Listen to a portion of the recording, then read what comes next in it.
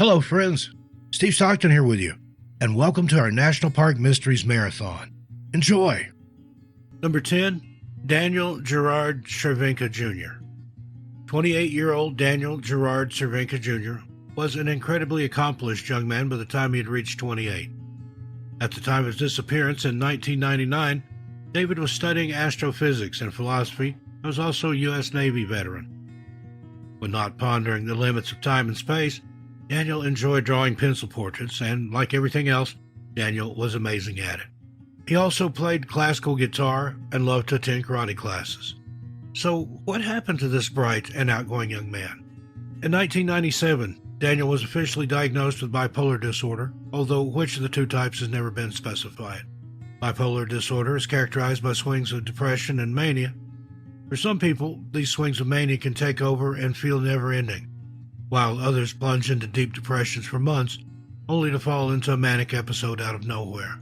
Bipolar is a complicated disorder, and those with bipolar are not dangerous or a harm to others, so if you or anyone you know is suffering with mental health, please reach out. There's lots of help out there for you and people who want you to do well.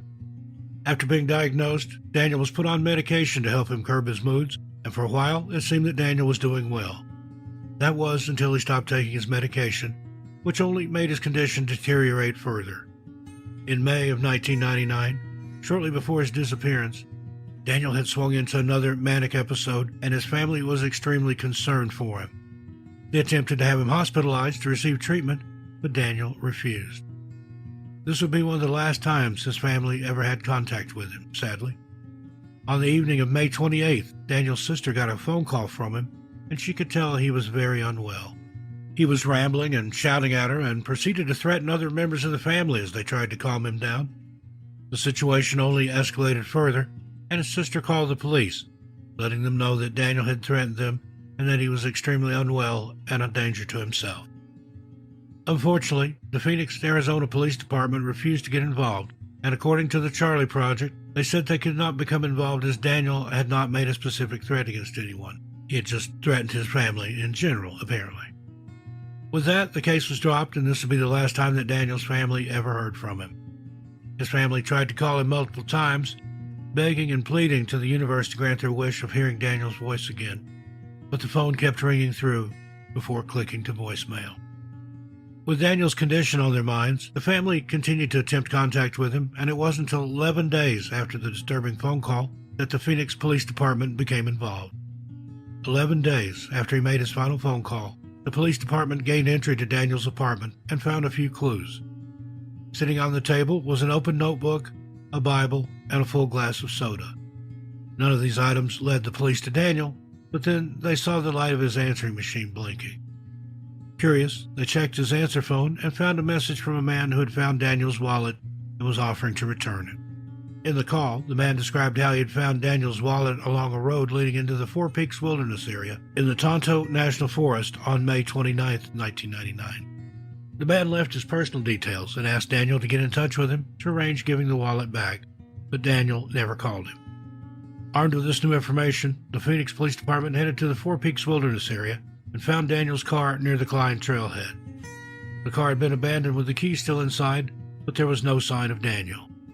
It was as if he had vanished into thin air, as we often see, leaving no trace behind. Daniel's family would later confirm with officers that he enjoyed day hiking, but had not hiked in the Four Peaks Wilderness area since he was a small child. He was familiar with the Camelback Mountain and Squaw Peak areas, but there was no indication that he had gone to either of those places. The Maricopa County Sheriff's Office also joined in the search for Daniel, but they were unable to uncover any evidence, and the search was eventually called off. Since then, Daniel's case has gone cold, and the police have received very few tips and leads. According to trackmissing.org, Daniel did not take his camping or hiking equipment with him when he left and only took a sleeping bag. Daniel's family and the U.S. Navy veteran community are continuing their search for him and are asking anyone with any information to come forward. Daniel Danny Gerard Cervenka Jr. is described as a white male with brown hair, blue eyes. He stands 6 foot 1 inches tall and weighs 170 pounds. He has scars on both knees and requires medication to treat his bipolar disorder. He was last seen wearing a horizontally striped navy blue and medium gray shirt, light blue denim shorts, and Nike running shoes.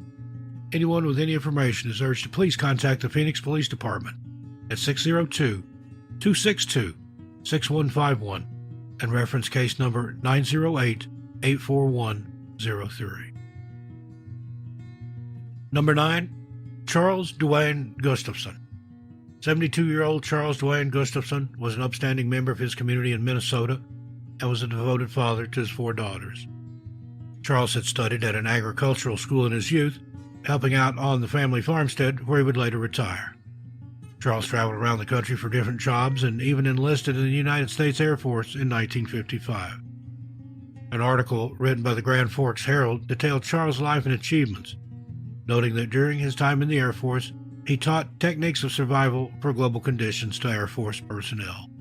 Charles was incredibly adept in survivalism and the outdoors, and his time on the farm, stripping logs and in the Air Force, suited his outgoing, adrenaline junkie nature. In 1969, Charles settled down and married the love of his life, Patricia Rasmussen. Together, the couple had 4 daughters and were said to be the picture-perfect family. Charles and Patricia were devoted to their children, and when it was time to retire, their children couldn't be happier that their parents were finally getting the break they deserved. During his short time of retirement, Charles would often wander the farm and did his bit for the local community. Charles also loved to hunt, and one hunting expedition would change the course of the Gustofsons' life forever. On October 11, 2006, Charles and a group of his family members headed out into the Medicine Bow National Forest near Arlington, Wyoming. The group hoped to hunt some prize elk and bring them home. At around 6:55 a.m., Charles was seen at the road junction of Highway 111 and 129 in Carbon County. This would be the last time anyone would ever see him. Charles had split off from the group, with the agreement being that he would arrive at camp some hours later. But Charles never arrived. Time ticked away, and his family members started to become incredibly concerned. Using the skills that he had taught them, they fired 3 shots in the air to give away their location. 3 shots were fired back, but Charles was never found. His family found it incredibly strange that he would fire 3 shots back, if indeed it was him, but not make his way back to the camp. Perhaps he was injured and in need of help, they thought. His family traversed through the Medicine Bow National Forest, following the sounds of his shots, but they found no sign of him. It was at this point that the Gustofsons knew that this was serious, and the Carbon County Sheriff's Office was called to the scene. The Sheriff's Office, along with search and rescue teams, searched for him for days, but ultimately found nothing. With it being October in Wyoming, the temperatures had plummeted, and a thin blanket of snow had settled on the ground. Concerns for his welfare were growing with every minute that passed, but there were simply no clues to follow. Charles' family revealed to investigators that on October 10, 2006, Charles had gotten lost after separating from the group, but was thankfully found on that occasion. They also added that Charles was incredibly familiar with the Medicine Bow National Forest and had been hunting and hiking there for over a decade. Nothing in Charles' case made sense to investigators or his family. He was a former U.S. Air Force officer and was incredibly skilled under dire conditions. So what had happened to him? As the days wore on and there was no sign of him, the search was eventually called off. A year later, in 2007, Charles was officially declared deceased by the state of Minnesota, and his family held a memorial service for him. Charles Dwayne Gustofson is described as a white male with graying blonde hair, blue eyes, standing 5 foot 7 inches tall and weighing 160 pounds. He wears wireframe glasses, has a small surgical scar on his face, an overbite and several fillings in his teeth. He was last seen wearing a brown hooded sweatshirt, a blaze orange vest, charcoal gray pants, a camouflaged print fanny pack, a blaze orange hat, his wedding ring, and a black Casio watch. The Charlie Project also notes that Charles was carrying the following items: a Winchester .30-06 rifle with green camouflage print stock and a blue metal barrel with a 3x9 scope, a map, a GPS device, a compass, ammo for the rifle, lunch, water, and a hunting knife. Anyone with any information is asked to please contact the Carbon County Sheriff's Office at 307-324-2776 and reference case number 06-002613. Number 8. Robert Larson Hughes. On August 17, 2008, 59-year-old Robert Larson Hughes left his home in Williamsville, Vermont, for what would be the last time. He told his family that he was traveling to Provincetown, Massachusetts, for a business meeting, a meeting that he had no intentions of returning from. According to witnesses, the Appalachian Mountain Club shuttle, which takes guests from the nearby lodge and hotels to tourist spots and hiking areas, dropped him off at around 12:30 p.m. The shuttle driver that day recalled that they dropped Robert off at the head of Zealand Falls Trail in the Pemigewasset Wilderness area of the White Mountain National Forest that's located in New Hampshire. To those around him, it appeared as though Robert was making the most of his business trip. But inside his mind, there was something much darker going on. After departing the shuttle, Robert Hughes has never been seen or heard from, and 3 days later, his wife would receive a devastating letter. On August 20th, 2008, Robert's wife collected the mail and found a handwritten envelope from her husband. Inside were letters to his family members. These letters detailed how he had planned to take his own life in the White Mountains. His family were distraught and immediately contacted the authorities, who started the search for him. Unfortunately, despite the combined efforts of the Vermont State Police, the New Hampshire Fish and Game Department, and search and rescue crews, no sign of Robert has ever been found. Investigators did find that shortly before his disappearance, Robert had tried to make a booking for the Appalachian Mountain Club's Zealand Falls Hunt Hotel, but the request never went through. His car was later found at the Appalachian Mountain Club's Highland House in Crawford Notch, but it appears no evidence was retrieved. There's been no movement on his phone or bank accounts, and now his family are still desperate for answers. Robert Larson Hughes is described as a white male with gray hair, blue eyes, stands 6 foot tall, and weighs 190 pounds. Robert had shown intentions of self-harm, and authorities are incredibly concerned for his welfare. Anyone with any information is asked to please contact the Vermont State Police at 802-254-2382 and reference case number 08D202534. Number 7. Daniel Joseph Marx. Daniel Joseph Marx was described by his family as a quiet and reserved person who loved to spend time writing music and focusing on his studies. By 2005, Daniel had obtained his bachelor's degree in music from Antioch College and was due to start at Portland State University the next year, focusing on environmental studies.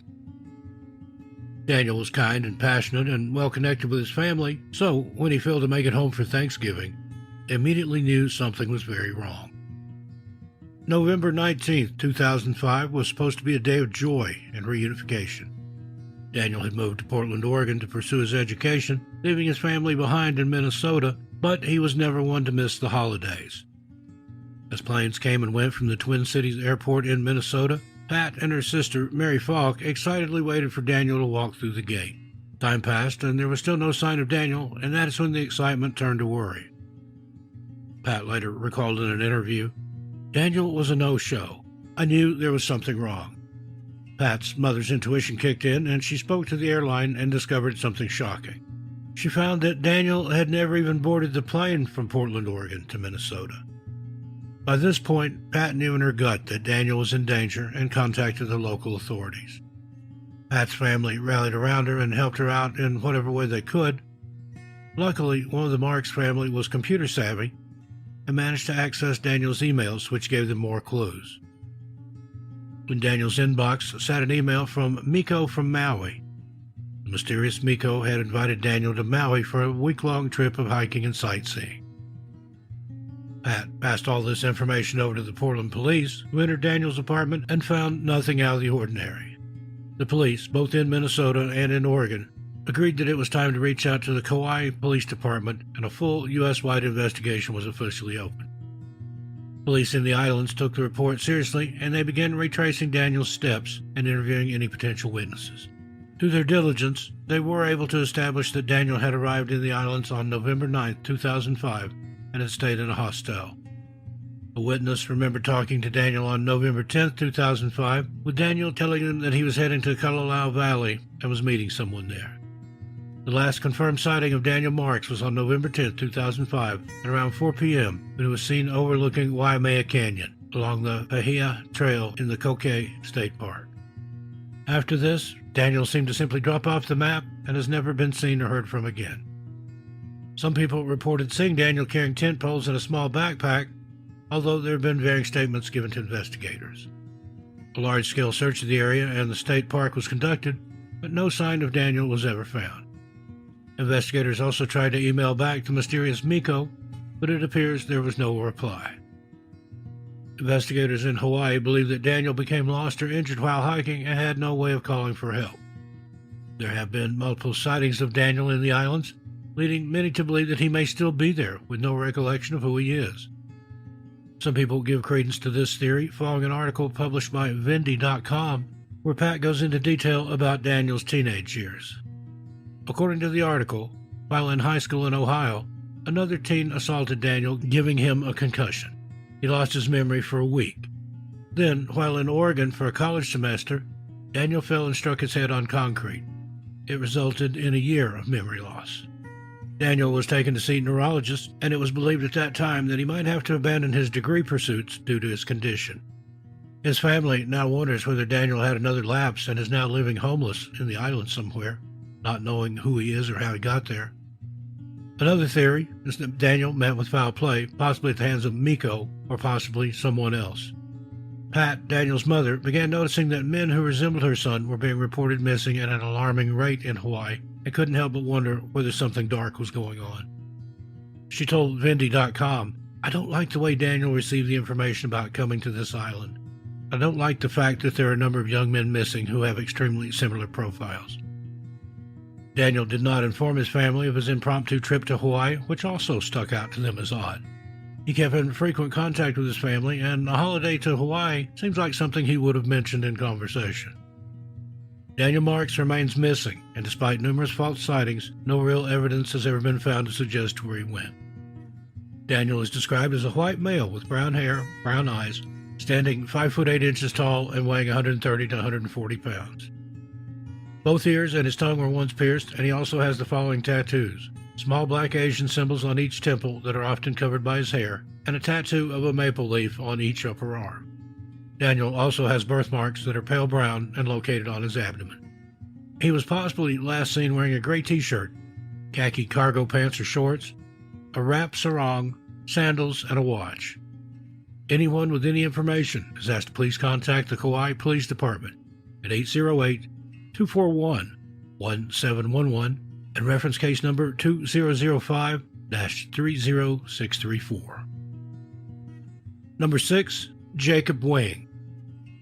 45-year-old Jacob Wing was last seen on Friday, July 10, 2020, on the Old Baldy Trail in the Madeira Canyon in the Coronado National Forest in Tucson, Arizona. According to the few media reports that have been made about Jacob's disappearance, he and a friend entered the canyon on July 11, 2020, and shortly after became separated. The friend tried to look for Jacob, but the vast expanse of the forest made it difficult, so instead he contacted the Pima County Sheriff's Office to officially report his friend missing. Jacob was believed to be carrying a phone at the time, but it is likely that he did not have a signal in the forest. The Santa Cruz County Sheriff's Office also joined in on the investigation, and together, the two forces headed out into the forest to try and find Jacob. They were later accompanied by the Department of Public Safety Rangers and Border Patrol in an attempt to locate him quickly.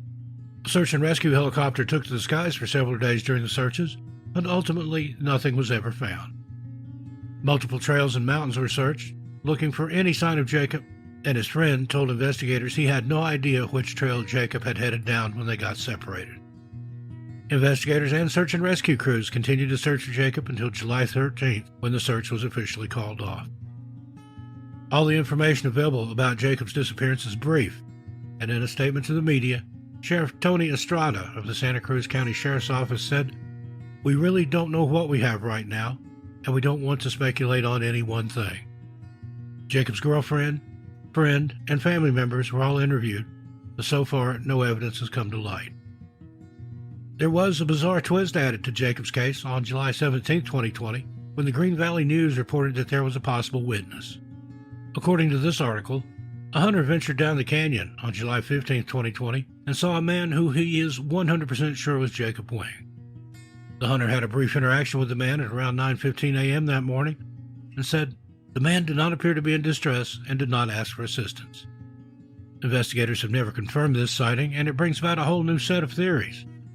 Unfortunately, Jacob's case has not been entered into NamUs, but it appears that the Santa Cruz and Pima County Sheriff's offices are continuing to work on his case. Currently, there are no further plans to search the Madera Canyon, and Jacob's family and friends are hopeful that one day they will have answers. Anyone with any information about Jacob is asked to please contact the Santa Cruz County Sheriff's Office at 520-761-7869 or the Pima County Sheriff's Office at 520-351-4650. Number 5. Robert Perry Bissell. 57-year-old Robert Perry Bissell was a keen outdoorsman and experienced hiker and hunter. When not working, Robert could be found spending time in the great outdoors, and over his lifetime he had been on hundreds of hunting and hiking expeditions in the United States. Living in Portland, Oregon, gave Robert access to plenty of wilderness spaces, and on July 12, 2010, Robert packed his gear and headed for the Roaring River Wilderness area in the Mount Hood National Forest. On the morning of July 12, 2010, Robert pulled up to the Trailhead 700 in his white 1989 Nissan Sentra and found a place to park. He then hiked around 5 miles to reach his final destination, Middle Rock Lake. Robert set up camp just off trail number 512 and should have settled in for the night, but it was then that something strange happened. Robert had been gone for a few days and his brother was starting to worry. Robert usually ventured into the woods for a few days at a time, but he always made sure to keep in touch with his family. On July 19, 2010, Robert's brother went into Mount Hood National Forest in search of his brother. He came across the camp that Robert had made, along with a note that made it appear though Robert was gone for a night or two and would be back soon. Robert had left behind his sleeping bag and hiking gear, and the only thing that was missing was his fishing rod and tackle. 5 days later, on July 24, 2010, Robert's brother officially reported him missing when he failed to make contact. It was now clear that Robert had not gone on a quick overnight hike and that he was possibly in danger. The Clackamas County Sheriff's Office responded to the incident, sending officers and putting the call out for search and rescue teams. In the coming hours, dozens of volunteers and the Clackamas County Search and Rescue Unit had arrived to help look for Robert. As word spread of his disappearance, more resources poured in, with help coming from helicopters, search dogs, 4x4 vehicles, the Air Force Reserve 304th Rescue Squadron, and the Pacific Northwest Search and Rescue Unit. According to reports, the efforts were heavily focused on the Rock Lakes Basin and the trails that lead to it. With Robert carrying his fishing gear, it's likely he may have headed down that way before disappearing. Unfortunately, no sign of Robert has ever been found, despite an extensive search of Mount Hood National Forest. Investigators and others working on Robert's case made sure to check every single area and possible trail, but nothing was ever found. The search was eventually called off and his family were left in limbo. To this day, what happened to Robert is still unknown, and while there are not any active searches, investigators are still looking into his case. It's believed that Robert left his base camp multiple times to go fishing and hunting, and witnesses recall speaking to him as he was setting up his camp on July 12th of 2010. As of this date, Robert's body, clothes, and fishing gear remain missing, and investigators believe that he became injured during his hike. The terrain in Mount Hood National Forest is very rough, and the Charlie Project even reported that horses who helped in the search had to have their shoes replaced as a result. Robert Perry Bissell was last seen near Trail 512 at Middle Rock Lake on July 12, 2010. He is described as a white male with gray hair, green eyes, standing 5 foot 5 inches tall, and weighing somewhere between 135 to 150 pounds. Anyone with any information is asked to please contact the Clackamas County Sheriff's Office at 503-785-5140 and reference case number 2010-22782. Number 4, John Stuart Campbell. 18-year-old John Stuart Campbell of Arcata, California, was a bright and promising student at Humboldt State University. John had his whole life ahead of him, and he was eager to complete his college degree and find his place in the world. Unfortunately, John was robbed of that chance, and now his family are seeking answers and justice. John was last time on February 16, 1985, on the campus of Humboldt State University. There are very few details available in John's case, and all we know is that a residence hall advisor, or an RA, reported him missing after he had not been seen or heard from for a few days. The school informed John's parents, who immediately launched their own search for their son. The Humboldt State University Police Department took on the case, and within a few days, the first clue had emerged. In the days after his disappearance, John's car was found abandoned in a wilderness area. Reports do not state when his car was found or even in which wilderness area it was found. According to University Police Chief Don Peterson, there were no signs of a robbery at the scene, and since then, the case has remained a complete mystery. The prevailing theory is that John was taken against his will in his car. Aside from that, no plausible leads have ever been found. The reports available to us do not indicate whether the car was processed for forensic evidence, and there's little follow-up in John's case, period. The search for John slowly wound down, but that doesn't mean the authorities have given up on his case. John Stuart Campbell was last seen on the campus of Humboldt State University on February 16, 1985. He's described as a white male with blonde hair, blue eyes, standing 5 feet 11 and weighing 160 pounds. The Charlie Project does note that at the time of his disappearance, John was suffering from depression and had some discoloration and freckles on his skin. He was last seen wearing a knee-length gray or green trench coat and was carrying his wallet. Anyone with any information, please contact the Humboldt State University Police at 707-826-5555 and reference case number 0908-0177-12562. Number 3, Thomas James Carlton. On October 9, 1993, 44-year-old Thomas James Carlton left his home in Newcomb, New York at around 6 a.m. The morning was bright, the air was crisp, and Thomas knew that his upcoming 3-day hike in the high peaks of the Adirondacks was going to be a good one. Not much is known about Thomas' hike or his disappearance, and investigators later found out that he did not take a tent or stove with him. Thomas had planned on staying in lean-tos along his way. Lean-tos are often featured in national parks and forests and provide hikers and campers with a safe place to cook or hang out. Often, multiple people will sleep and use the lean-to, and it's a great place for hikers to meet and share their stories and have some good company. Adirondack.net advises those wishing to stay in these lean-tos that they should bring a tent, just in case the lean-tos are full. Thomas' wife knew of his plans for a solo hike, and when his due date arrived and there was no sign of him, she reported him missing. Thomas had also failed to report to work at the state prison in New York, where he was a psychologist. This sent alarm bells ringing in his wife's head, as she knew that Thomas was devoted to his work and would not miss a single day without letting anyone know. The New York State Police quickly became involved in Thomas' case, and they set about interviewing those on the trail that day.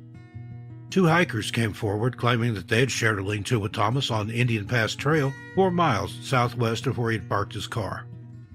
Reports do not state on which date they shared the lean-to, though. According to these hikers, Thomas was planning on heading up Indian Pass.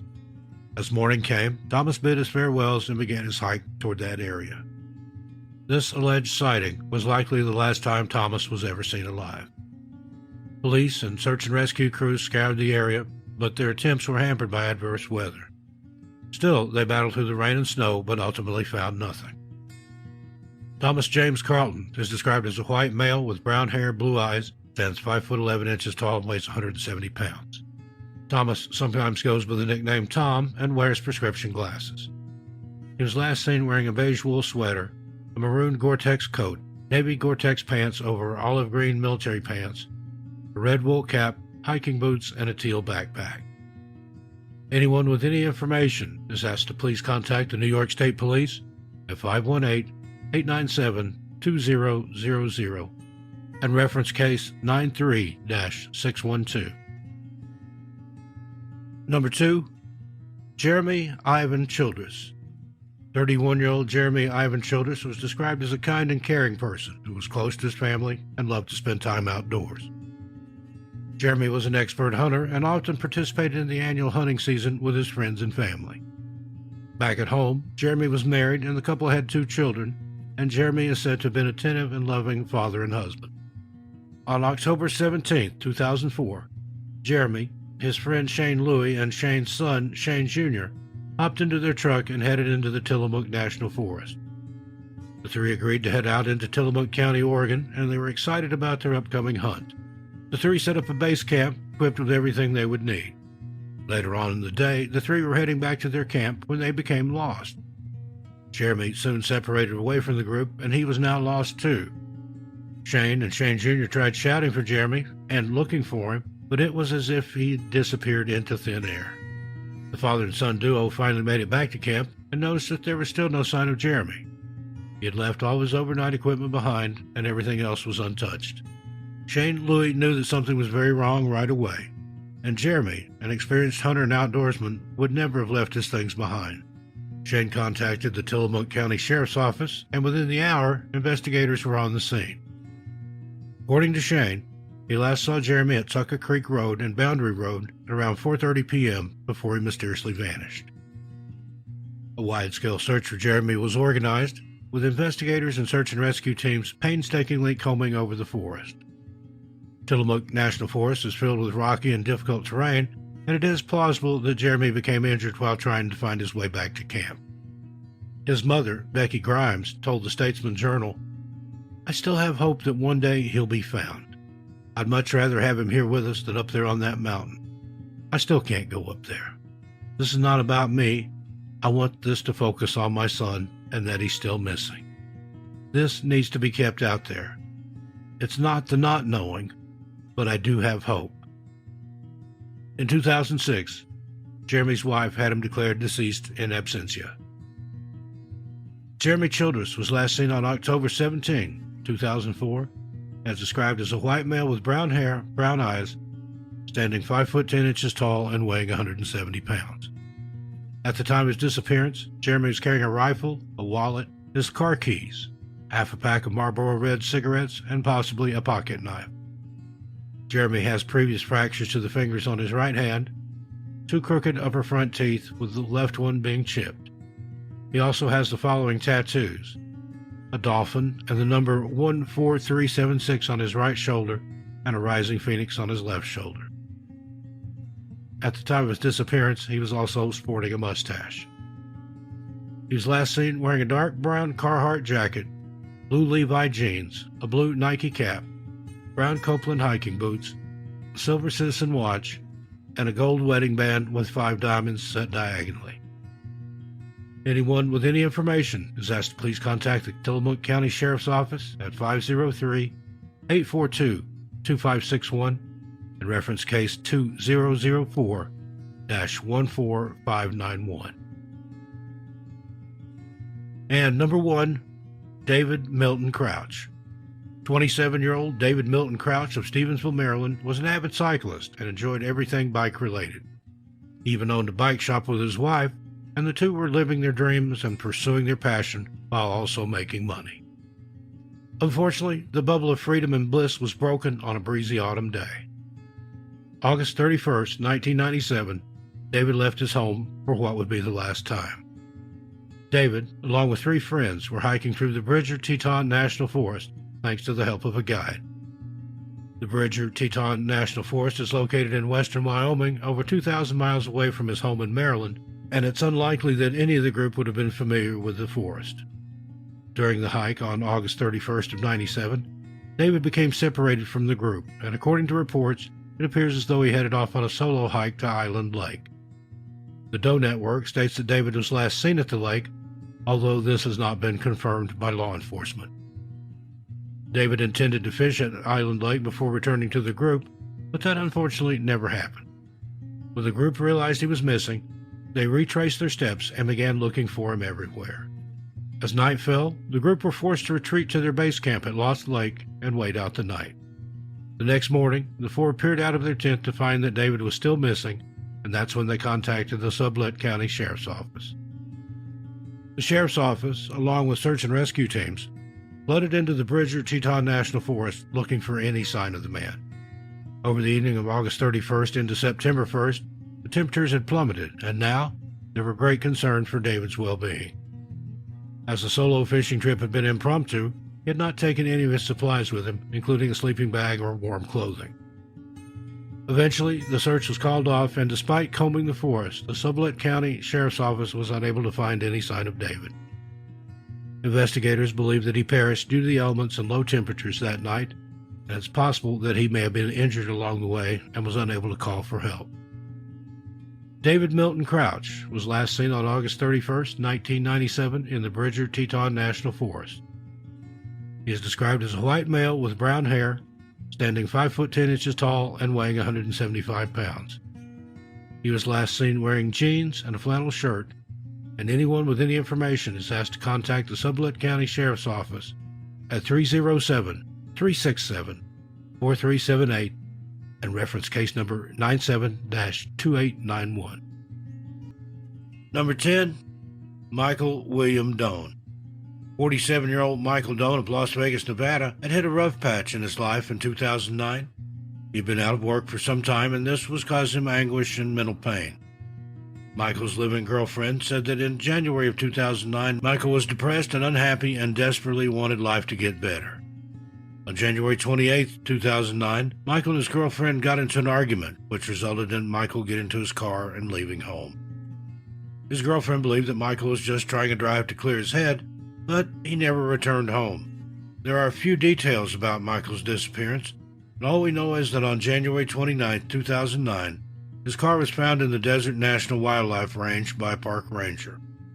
The car was found 40 miles away from Interstate 95 and Lee Canyon Road. According to the Charlie Project, the ranger saw footprints leading away from the vehicle, but there was no sign of Michael. There have been little to no reports about Michael's disappearance, and we do not know to what extent the Las Vegas Metropolitan Police searched for him. Phone records indicated that shortly after he walked out of the house, he tried to call his girlfriend, but the call never went through. This is the last known movement of Michael Doane, and he has been missing ever since. Michael Doane is described as a white male with graying-brown hair, blue eyes, stands approximately 5 foot 10 inches tall, and weighs around 180 pounds. Michael has the following tattoos: a longhorn skull on his chest, an eagle on his back, a Tasmanian devil on his left shoulder, and a picture of the Beatles on his right shoulder. According to both NamUs and the Charlie Project, Michael was last seen wearing a yellow jacket, blue jeans, and black shoes. Anyone with any information regarding Michael or his disappearance is asked to contact Dan Hawley of the Las Vegas Metropolitan Police Department at 702-828-3111. Reference case number 090131-0936. Number 9, Lee Sterling Cutler. 18-year-old Lee Sterling Cutler was described as a kind, responsible, and outgoing person who wanted nothing more than to ease the pain of others. While attending Adlai E. Stevenson High School in Buffalo Grove, Illinois, Lee founded a group called BBYO, a Jewish youth organization that hosted events and acted as support for those who observed the Jewish faith within the community. Lee was a shining star within the group and was dedicated to them. He never missed an event and was always there to support someone when they needed it. In 2006, Lee started showing signs of depression and expressed that he wanted to harm himself, possibly take his own life. This manifested in Lee taking a knife into school, as he explained he could bear the pain no longer. Thankfully, Lee got the help he needed and was hospitalized and given therapy. After this, Lee was slowly getting his life back on track and was looking forward to the future. He had plans to either continue his education or maybe start something different altogether. By 2007, Lee was in his senior year, and it was time to decide his future. Lee had many plans and thought long and hard about what he wanted to do, but before he could enact those plans, he would disappear under bizarre circumstances. On October 19, 2007, Lee spent the night at a friend's house and promised to call his mother, Beth, in the morning. Beth waited all morning for her son to call her and let her know that he was safe and that he made it to work. Sadly, that call never came. Lee was due to start his shift at the clothing store where he worked part-time the next morning, and his employers knew that he was a reliable employee. So when he failed to show up, no call, no show, they knew something was wrong. His mother also sensed that something was wrong. It wasn't unusual for him to forget to charge his phone, but this time things just somehow felt different. Throughout the day, Beth called the store where Lee worked and asked if he'd shown up, but he hadn't. By 5 p.m., Beth was beside herself with worry, and after calling the clothing store for a final time, She then immediately dialed 911. The Buffalo Grove Police Department responded to the call and arrived at the Cutler household. An initial search of Lee's room showed no clues, but investigators did notice that his overnight bag was missing, which he most likely took when he spent the night at a friend's house. Investigators then began retracing Lee's steps and found that the last sighting of him was around 9:50 a.m. on the morning of October 20th, 2009. As investigators interviewed Lee's friends, they found out that on the morning he disappeared, Lee had dropped a friend off at his home in Buffalo Grove at around 9:50 a.m. before leaving and presumably heading toward his workplace. From there, the trail goes cold. Beth made hundreds of calls to Lee's phone, but they either didn't connect or went straight to voicemail. After finding no sign of Lee in or around his home or near his workplace, the search radius expanded. Just a day after Lee disappeared, investigators would get their first break in the case when his 2007 Toyota Corolla was discovered abandoned in Wisconsin near the Baraboo River. The car was locked and abandoned, and there was no sign of Lee anywhere. After the car was discovered, investigators theorized that Lee had likely gone into the woods, and it was known that Lee liked to hike and camp and was familiar with the Baraboo River area. To further add to this theory, investigators found a receipt from the Kettle Moraine State Forest, which was dated October 20th, 2009 at 1:41 p.m. Investigators now channeled their search on the Kettle Moraine State Forest and the Baraboo River area. Search and rescue crews, along with Lee's family and volunteers, began to scour the area, and they quickly found their next clue. Somewhere near the Baraboo River, searchers found Lee's overnight bag that he had taken out with him the night before his disappearance. Some of his personal items, including pants, ID card, wallet, cash, and car keys, were in this bag found by the Baraboo River.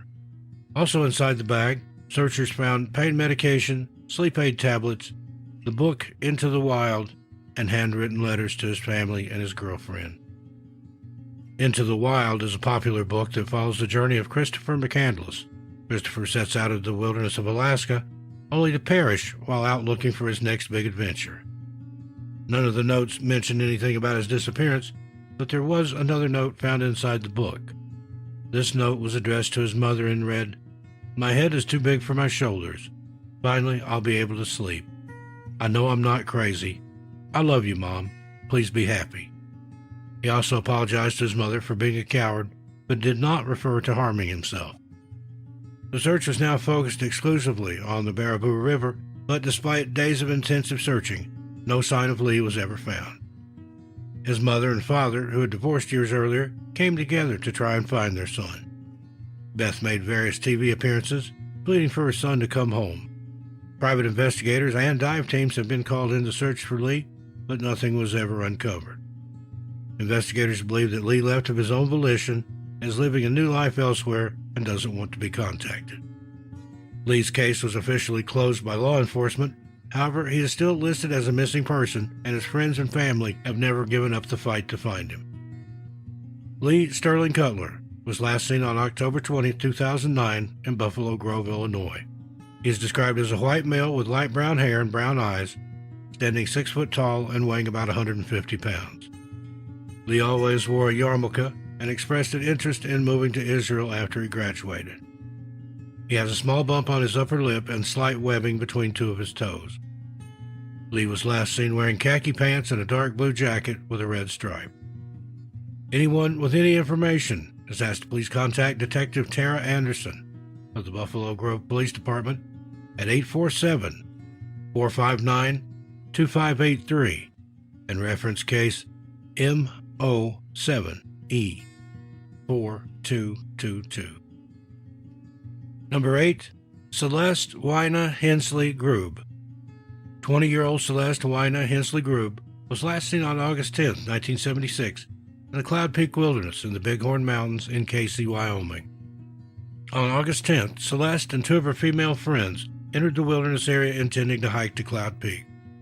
According to those 2 friends, Celeste decided to rest on the trailhead while they continued up to Cloud Peak, and the arrangement was that they would meet her on the way back down. By 5 p.m., the 2 friends had completed their hike, and as they made their way down to the trailhead, they saw that Celeste was gone. Her friends searched for her, calling her name, but found no sign of her. the two rushed to the nearest ranger station to report their friend missing. Within a few hours, the Johnson County Sheriff's Office had responded to the incident and had officially begun their search. Now, according to the Charlie Project, between 200 and 300 people turned up to help search for Celeste. Many of these were search and rescue professionals, while others were simply volunteers. This group covered about 80 square miles, but failed to find any sign of Celeste. There were rumors that, at the time of her disappearance, Celeste was having marital issues, which may have led her to run away and start a new life. However, we will point out that these rumors have never been confirmed. After 2 long weeks, the search for Celeste Grubb was called off as the Johnson County Sheriff's Office and the group of volunteers failed to find any sign of her.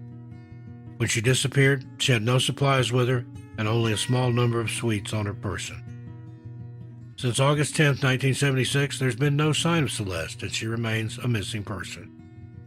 Celeste Grubb is described as a white female, standing 5 foot 2 inches tall and weighing 115 pounds. Anyone with any information is asked to please contact Deputy Paul Kozasek of the Johnson County Sheriff's Office at 307-684-5581 and reference case number 18S0075. Number 7, Delisia Wy. Before she disappeared, 24-year-old Delisia Wy left a message on her Facebook page which read, "It's never too late to do the right thing. Don't get discouraged. Speaking to myself also." Just days later, Delisia would be reported missing, and there's been no sign of her since.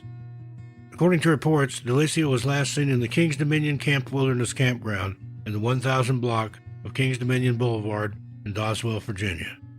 On March 9, 2017, Delisia entered the campground and tried to get a spot. Unfortunately, the campground was full, and no matter how hard she begged, Delisia wasn't given a spot. After being refused a spot, Delisia left the campground on foot, leaving her silver Ford Explorer behind. Reports indicate that her car was in good working condition and had plenty of gas inside, so why would she leave it behind? There's also a large chunk of time where Delisia's movements are unaccounted for, and the next sighting of her wasn't made until around 3 or 4 p.m. that afternoon.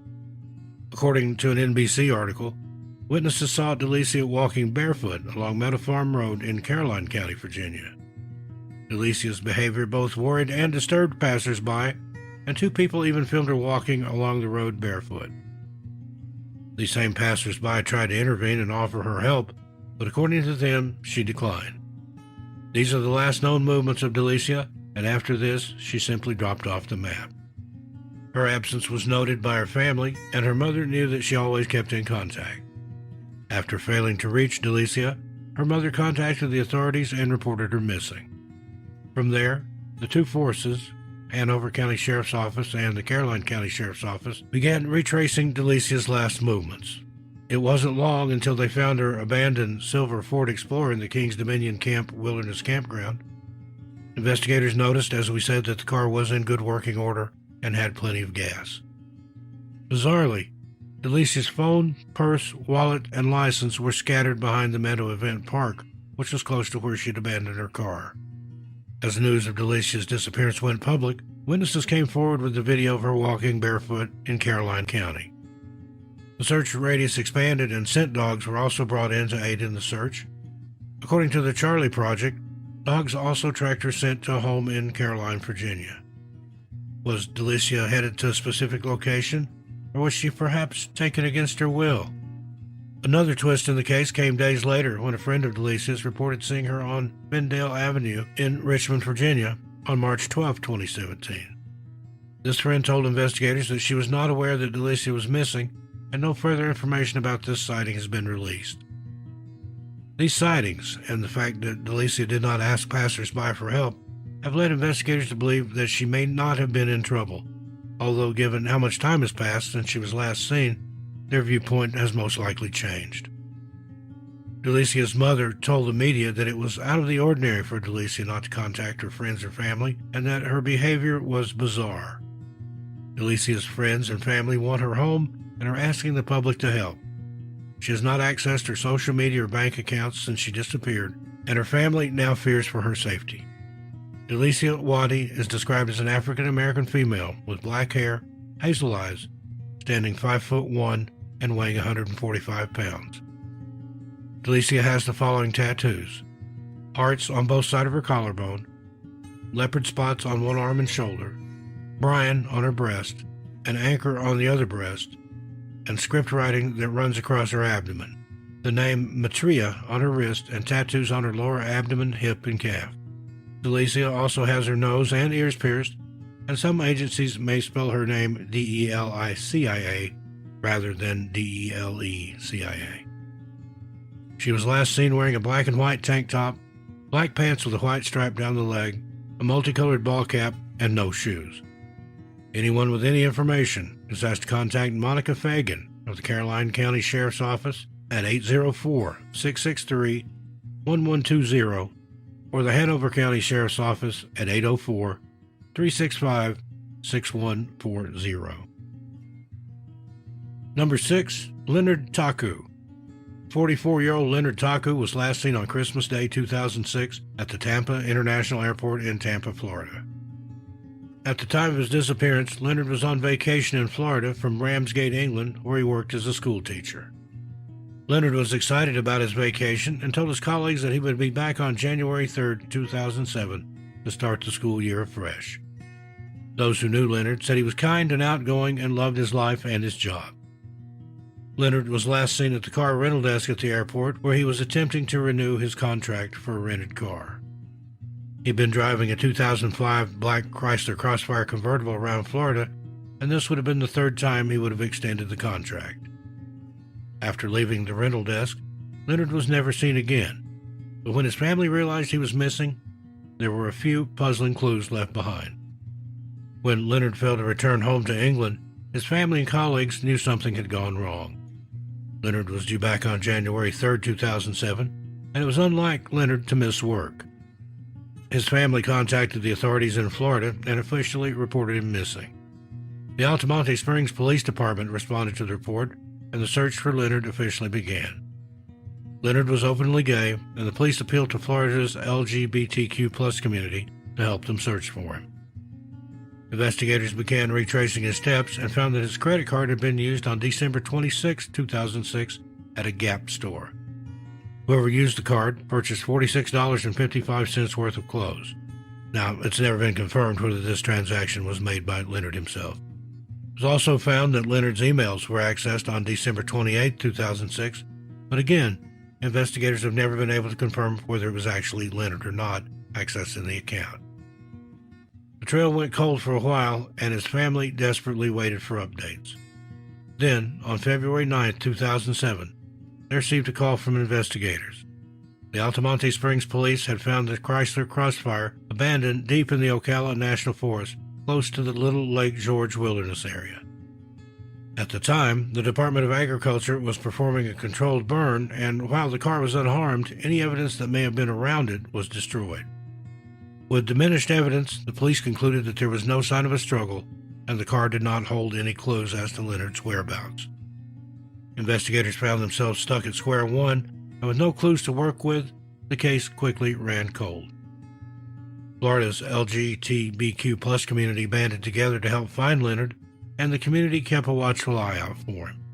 Unfortunately, no sign of Leonard has ever been found.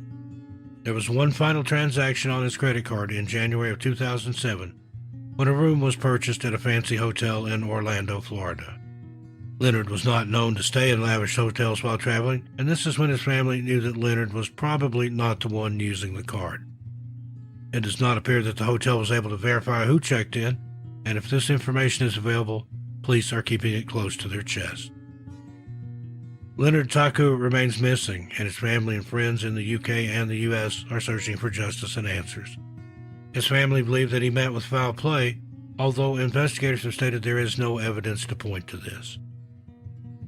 Leonard Taku is described as a Pacific Islander, has black hair, brown eyes, stands about 5'9" tall, and weighs about 175 pounds. Leonard has the following tattoos, some of which are relevant to his Pacific Islander culture: a checkerboard pattern and circles on his upper right arm, solid triangles with lines from his elbow to wrist, also on his right arm, a zigzag pattern from elbow to wrist on his left arm, a tribal design with swirling patterns on his legs running from the knee to the thigh, a Celtic design on his lower back, and Gothic lettering on his upper back. Leonard has a distinctive Kiwi or New Zealand accent and is an active and out member of the LGBTQ+ community. Anyone with any information is asked to contact the Altamonte Springs Police Department at 407-571-8280 and reference case number 2008CJ001125. Number 5, Ronald Gail Sallee. 40-year-old Ronald Gail Sallee moved from his home in Vallejo to Fresno County in August of 1989 to take a job as an x-ray technician at one of the Fresno County hospitals. Unfortunately, there's not a lot of information about Ronald, and the only information available is pertaining to his disappearance. On September 2nd, 1989, Ronald, along with 3 other men, entered the Ansel Adams Wilderness area in Madera County and planned to hike there. Ronald was last seen at around 4:30 p.m., and after that, he became separated from the group as the rough terrain forced them apart. According to a news article from the Times-Herald, the group had planned to camp overnight, and the 3 men headed towards their campsite in the hopes that Ronald would eventually catch up with them. As September 3rd, 1989 rolled around, and there was still no sign of their traveling companion, they reported him missing to the Madera County Sheriff's Department. The Sheriff's Department, along with search and rescue crews, searched a 20-square-mile area before calling off the search. Crews were in the air and on the ground, but failed to find any sign of Ronald. Tommy Tomlinson, the Sheriff's Sergeant of Madera County Sheriff's Office, told the Times-Herald, "No signs, evidence, or any of his gear has been found. It's unusual for nothing to be found. There's no evidence of foul play. It doesn't mean it's been ruled out." In the same article, Ronald's sister, Pam Durazo, told reporter Glenn Carty how she planned to still celebrate Ronald's upcoming 41st birthday. She told Glenn, "I've bought him a birthday card already, and I'm not going to let him go." To this day, his family still holds out hope that Ronald will be found and that they can finally get the answers they deserve. His mother, Marcine, believes that Ronald may have had amnesia and may have forgotten who he was. Almost 33 years later, and there's still no sign of Ronald, and it's unlikely that he simply ran away and started a new life, as some have suggested. Ronald is described as a white male with brown hair, green eyes, standing 6 foot tall and weighing 185 pounds. He has a tattoo of a sun with rays, and the Charlie Project notes that he may have suffered from a head injury prior to his disappearance. Ronald was last seen wearing a red and white striped tank top, cut-off Levi jeans, hiking boots, and a straw cowboy hat, and he was carrying a blue backpack with a red sleeping bag. Anyone with any information is asked to please contact Detective Louise Paget of the Madera County Sheriff's Office at 559-664-4908 and reference case number 010-181-75. Number 4, Simon Owen. 21-year-old Simon Owen was described as a kind and easygoing young man, and at just 21 years old, the world was his oyster. During term time, Simon lived in Fort Worth, Texas, and attended the Texas Wesleyan University. But during the summers, Simon spent his time in Hawaii with plenty of sun and endless beaches. Hawaii was the perfect place for Simon to relax and earn some extra money for school next year. And in 1994, he went to the islands, but would never come back. In June of that year, 1994, Simon arrived in Hawaii and got himself a job at Chili's restaurant in Waikiki. He was also renting a room and planned to split his time between work and play. Simon was a keen outdoorsman, which made Hawaii the perfect place for him. He loved to climb and hike, and what better place to do it than Hawaii? Simon was seen for the last time on June 29, 1994. After that, he seemed to simply disappear. When his colleagues and family realized he was missing, they reported this to the police, and days later, a large-scale search was in operation. According to an article by the Honolulu Advertiser, billionaire Ross Perot even aided financially in the search by paying for a private helicopter to look for Simon. Volunteers turned out in their hundreds to help search for the promising student, but they only ever found one clue. Days into the search, investigators found Simon's bicycle chained to a tree at the base of Manoa Falls. The search expanded to Manoa Falls, but no sign of Simon has ever been found. Investigators believe that Simon had an accident while out climbing and possibly fell from a considerable height. Simon was well versed in hiking and climbing, but the landscape of Manoa Falls can be unpredictable. The Honolulu Police Department does not believe that foul play is involved in Simon's case. Simon Owen was seen for the last time on June 29, 1994, in Waikiki, Hawaii, and investigators are now seeking information. Simon is described as a white male with brown hair, brown eyes, standing 6 foot tall and weighing 155 pounds. He has the Christian fish symbol tattooed on his right ankle and has scars on the back of his neck, right hip, and left shoulder. When last seen, he was wearing beige shorts and was possibly carrying his maroon backpack. Anyone with any information or who may have spotted the young man is asked to please contact the Honolulu Police Department at 808-529-3111 and reference case number 94-273903. Number 3, Michael Hugh Camilletti. 56-year-old Michael Hugh Camilletti is a retired Army colonel. His time in the Army taught him many valuable survival and outdoor skills. Michael loved to explore the great outdoors, and according to reports, it is believed that he entered the Cranberry Wilderness on May 23, 2011. His family said that it was unlike Michael to go on a hiking trip without telling anyone, and after he failed to return home, he was reported missing. A month later, on June 27, 2011, Michael's car was found abandoned by State Trooper Marka G. The state trooper found Michael's car abandoned on Williams River Road, and when he checked the license plate, he found it belonged to Michael Camilletti, who had been reported missing weeks earlier. Inside the car was a handwritten note that stated he was planning to hike on the North-South Trail from May 23rd to May 27th. This discovery alarmed officers, and a search of the North-South Trail was conducted, but they were unable to find any evidence of Michael. Scent dogs, search and rescue crews, and volunteers all flocked to the Cranberry Wilderness to aid in the search for Michael. But despite all this, the searchers came up empty-handed. Since then, there's been no sign of Michael, and his family is now looking for answers and closure. Michael Camilletti is described as a white male with brown hair, blue eyes, standing 5 foot 5 inches tall, weighing 165 pounds. He has a scar on his chin. Anyone with any information is asked to contact the West Virginia State Police at 304-799-4101.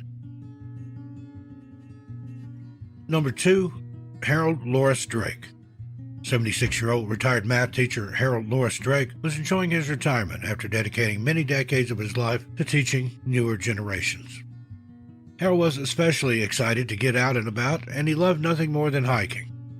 Said to be in great physical condition for his age. On July 8, 2015, Harold entered the Pfeiffer Big Sur State Park with a friend, and the two planned on camping and hiking there over the coming days.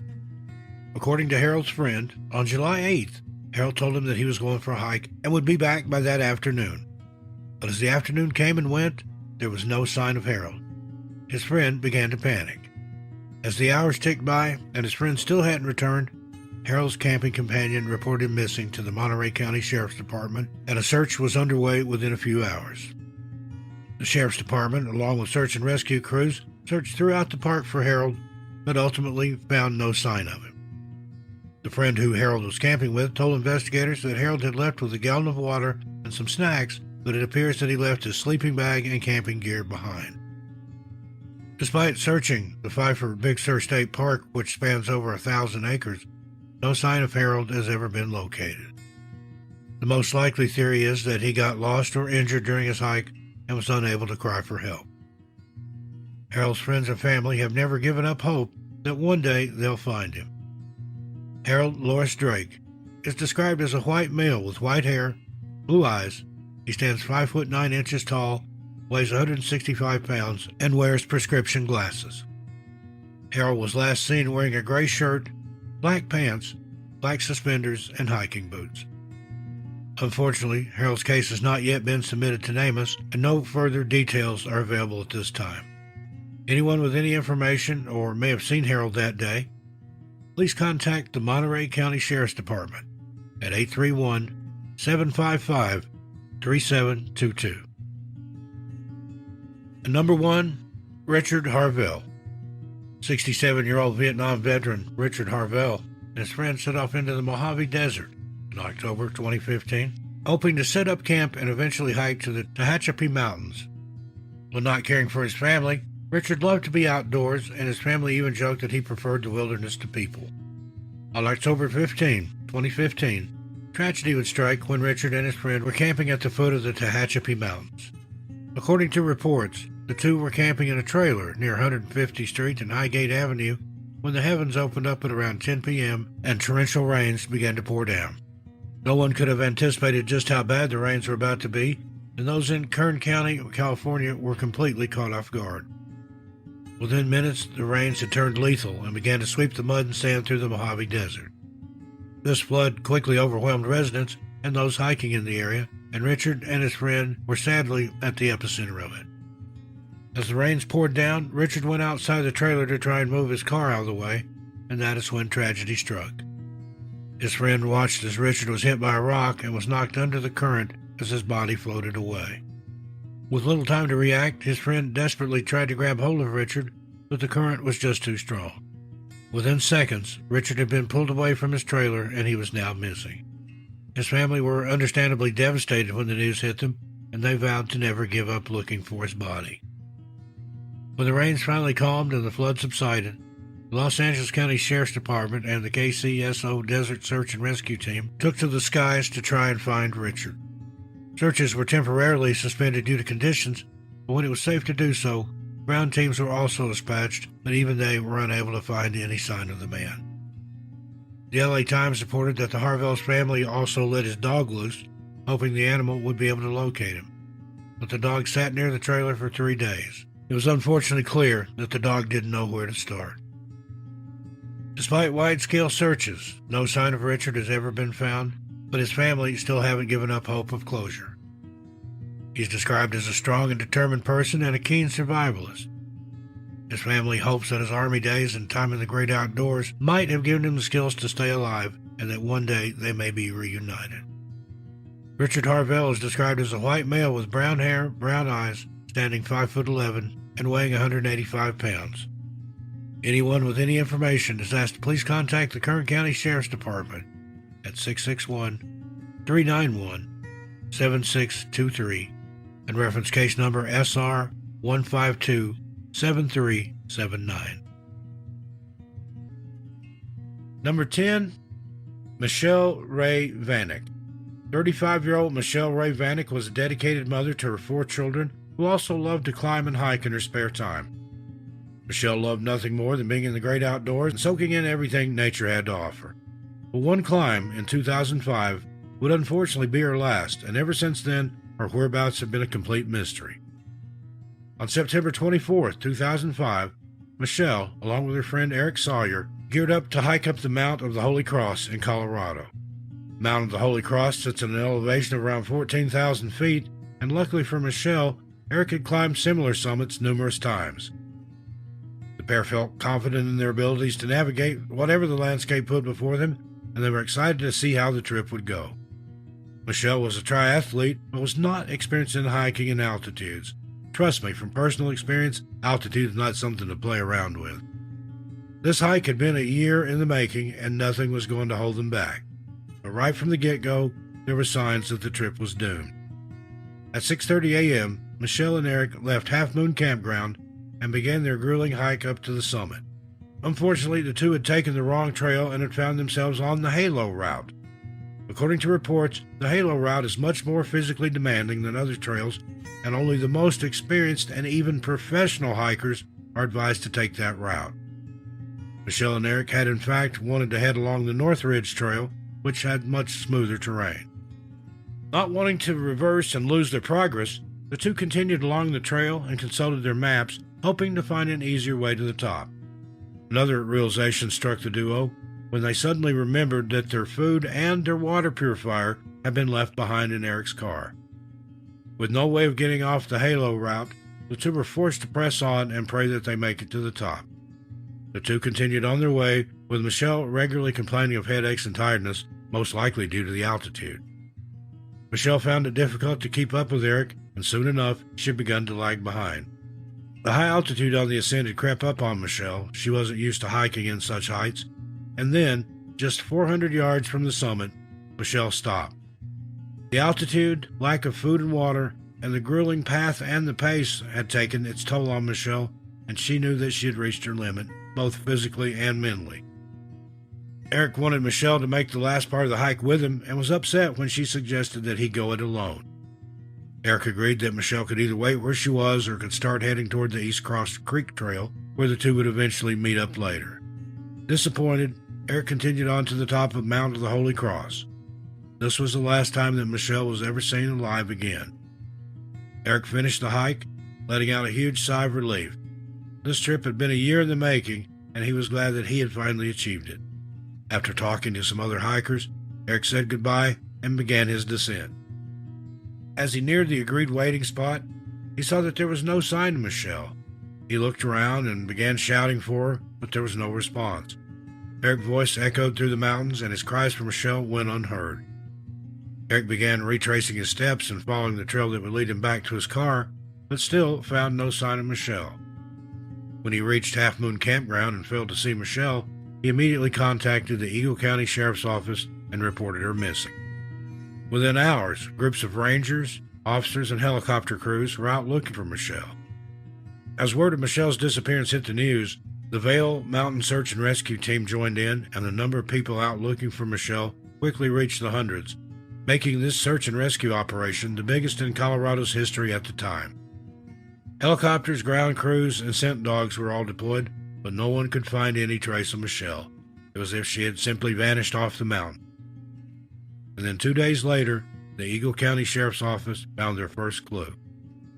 On September 26, 2005, 2 days after Michelle was last seen, searchers came across a duffel bag and a shotgun close to the Cross Creek trailhead. Other hikers also told investigators of a bizarre man who hid behind a tree and refused to show his face. Now, it's unknown whether either or any of these clues are connected to Michelle's case, and there are still more disturbing clues to come. As searchers trudged through the thick snow, they saw something bright. It was blood. It's never been revealed whether this blood was tested to confirm whether it was human or animal, and it appears no DNA tests have been performed on it either. During the entire search for Michelle, over 700 people joined in and spent weeks carefully combing the area of the Mount of the Holy Cross, but there was just no sign of her. No backpack, no shoes, no body, no trace, nothing. Investigators came across another puzzling individual who called himself Peter Martin. Peter was camped out in a tent along one of the trails and was resistant to police questioning. He would not open up and reveal any details about himself, and investigators have never been able to determine whether this elusive Peter Martin is connected in any way to Michelle's case. There are many uncertainties in Michelle's case. Did she meet with foul play during her descent to Half Moon Campground, or did she lose her way due to tiredness and altitude sickness? Investigators believe that Michelle likely became disoriented due to lack of food and water and possibly fell somewhere. But foul play cannot be ruled out in Michelle's case. However, without a body, it's hard to discern. Michelle Vanck was last seen on September 24, 2005, on the Mount of the Holy Cross. She is described as a white female with blonde hair, blue eyes, standing 5'7" tall and weighing about 145 pounds. Michelle was last seen wearing a blue, lightweight ski jacket with white stripes on the sleeves, a black or red shirt, black stretch pants, hiking boots, a blue hat with a white stripe, and blue and white mittens. Anyone with any information is asked to please contact Detective Gianni Robinson of the Eagle County Sheriff's Office at 970-328-8682 and reference case number 2005-1969. Number 9, Melvin George Heaps. 74-year-old Melvin George Heaps was described by his family as a warm and loving person who loved to hike anytime he visited them in Salt Lake City, Utah. July 31st, 2017 was no exception, and after visiting his family, Melvin headed out on a day hike to the Crystal Lake area of the Wasatch National Forest in Utah. Melvin was familiar with this area, and his family believed that they would see him later that evening. However, when he failed to return home, they knew something had gone wrong. After failing to return by nightfall, his family reported him missing, and within hours, the Summit County Sheriff's Office and search and rescue teams were out in the Wasatch National Forest looking for him. The search teams were at a disadvantage as Melvin has a hearing impairment, making it unlikely that he would hear them shouting his name. Search and rescuers were dispatched on horseback, by foot, and by air, and were also accompanied by dogs, but no sign of Melvin has ever been found. The search continued for Melvin. However, after a few weeks, the search was scaled back due to a lack of leads. Since then, Melvin remains missing, and his family and investigators believe that he likely got lost in the forest. In August of 2017, Melvin's family made a statement to ABC4 News telling them, "Our family appreciates all the support we've received from the search and rescue units and the concern and interest of friends and family. We continue to be hopeful because we know Mel and his love of the outdoors. We respectfully ask for privacy at this time." 74-year-old Melvin George Heaps was last seen on July 31, 2017, in the Crystal Lake area of the Wasatch National Forest. He is described as a white male with gray hair, blue eyes, stands 5 foot 9 inches tall, and weighs about 180 pounds. Melvin is deaf in his left ear and is hearing impaired in his right, and also wears a hearing aid in his right ear. He has a surgical scar behind his left ear and wears prescription glasses. Melvin was last seen wearing a long-sleeved red or rust-colored shirt with beige stripes, blue jeans, clip-on suspenders, brown hiking boots, a Mormon temple undergarment, and a straw hat with a brown band. Anyone with any information is asked to please contact Lieutenant Allan Theus of the Summit County Sheriff's Office at 435-615-3600 and reference case number 17-I-19303. Number 8. Scott Allen Hilbert. In 1988, 18-year-old Scott Allen Hilbert was your average teenager. He was also enrolled as a student at Morehead State University in Kentucky, and he was slowly figuring out his way in life. Scott had grown up in Milford, Ohio, and saw the move to Kentucky as a move toward independence and freedom. Like most teenagers his age, he was slowly feeling his way through into adulthood, and things were going pretty well for him. On March 13, 1988, Scott was back home in Milford for spring break, and he was glad to get some time away from his studies. That evening, his parents returned home to find a note on the fridge from Scott that said he was headed out to visit some friends at Ohio State. This university was around 100 miles from their home in Milford, and his parents assumed he would be back in a day or two. However, Scott never returned. When Scott failed to return home or make contact with his parents, they knew something had gone wrong. His parents contacted his friends who said that they had not seen him on March 13th. On March 21st, the Hilberts knew their son had not simply gone away to visit friends.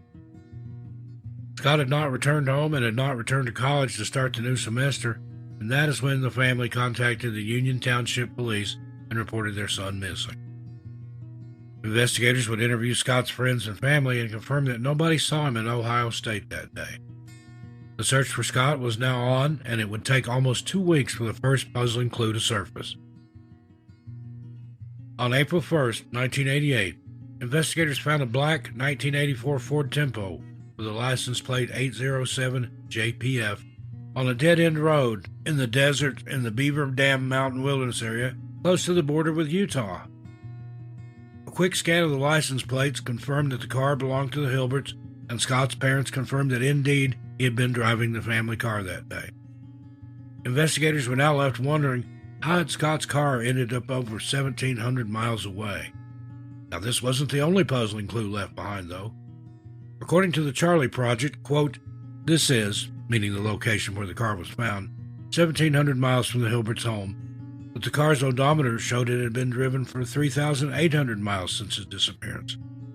Over 2,000 miles could not be accounted for, end quote. Why had Scott's car been abandoned in a desert in a wilderness area, and who had driven it there?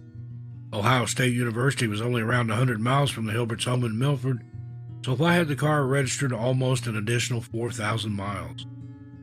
The car had been completely abandoned, and investigators noted that someone had tried to push the car off a cliff. The car didn't go off the cliff as it had been caught on a tree, and a forensic examination of the inside of the car would show more puzzling details. 2 sets of fingerprints were found inside the car. One set of prints belonged to Scott, and the other belonged to an unidentified person. Scott's dorm key, a bottle of shampoo, and a kitchen knife were found scattered around the car, but his other belongings have never been located. There are 2 more items of interest to investigators. The first is a matchbook from Denver, Colorado, and the second is a page from a Long Beach, California phone book. Are these items related, or is someone trying to leave cryptic clues or maybe even red herrings? Since the discovery of the abandoned vehicle, there's been little movement in Scott's case, and investigators are considering all possibilities at this point. There are endless theories, but without solid evidence, it's impossible to say either way. Scott's family are desperate for answers to what happened to their son and are urging anyone with information to please come forward.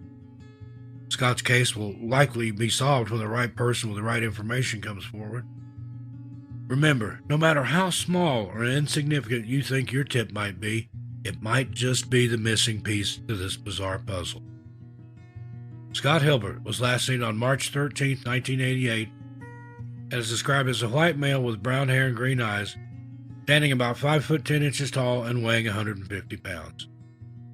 Anyone with any information is asked to contact the Union Township Police Department at 513-752-1230 and reference case number 88-000744, or you can contact the Ohio Bureau of Criminal Investigation at 740-845-2000 and reference their case SI-13-01-01-2211.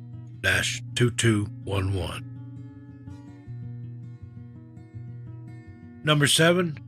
Charles Austin Holman. In May 1978, Charles Austin Holman married the love of his life, Mary Lee Lovelace.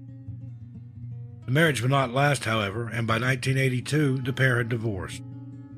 Following his divorce, Curtis moved to Montana, where he worked as a math teacher at Target Range Elementary School in Missoula.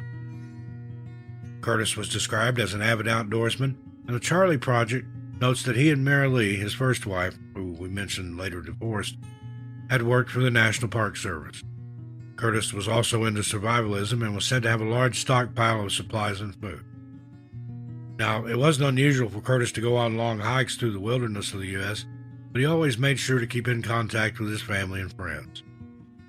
This all changed, though, on July 22, 1984, when Curtis left his home in Missoula, Montana, and has never been seen or heard from again.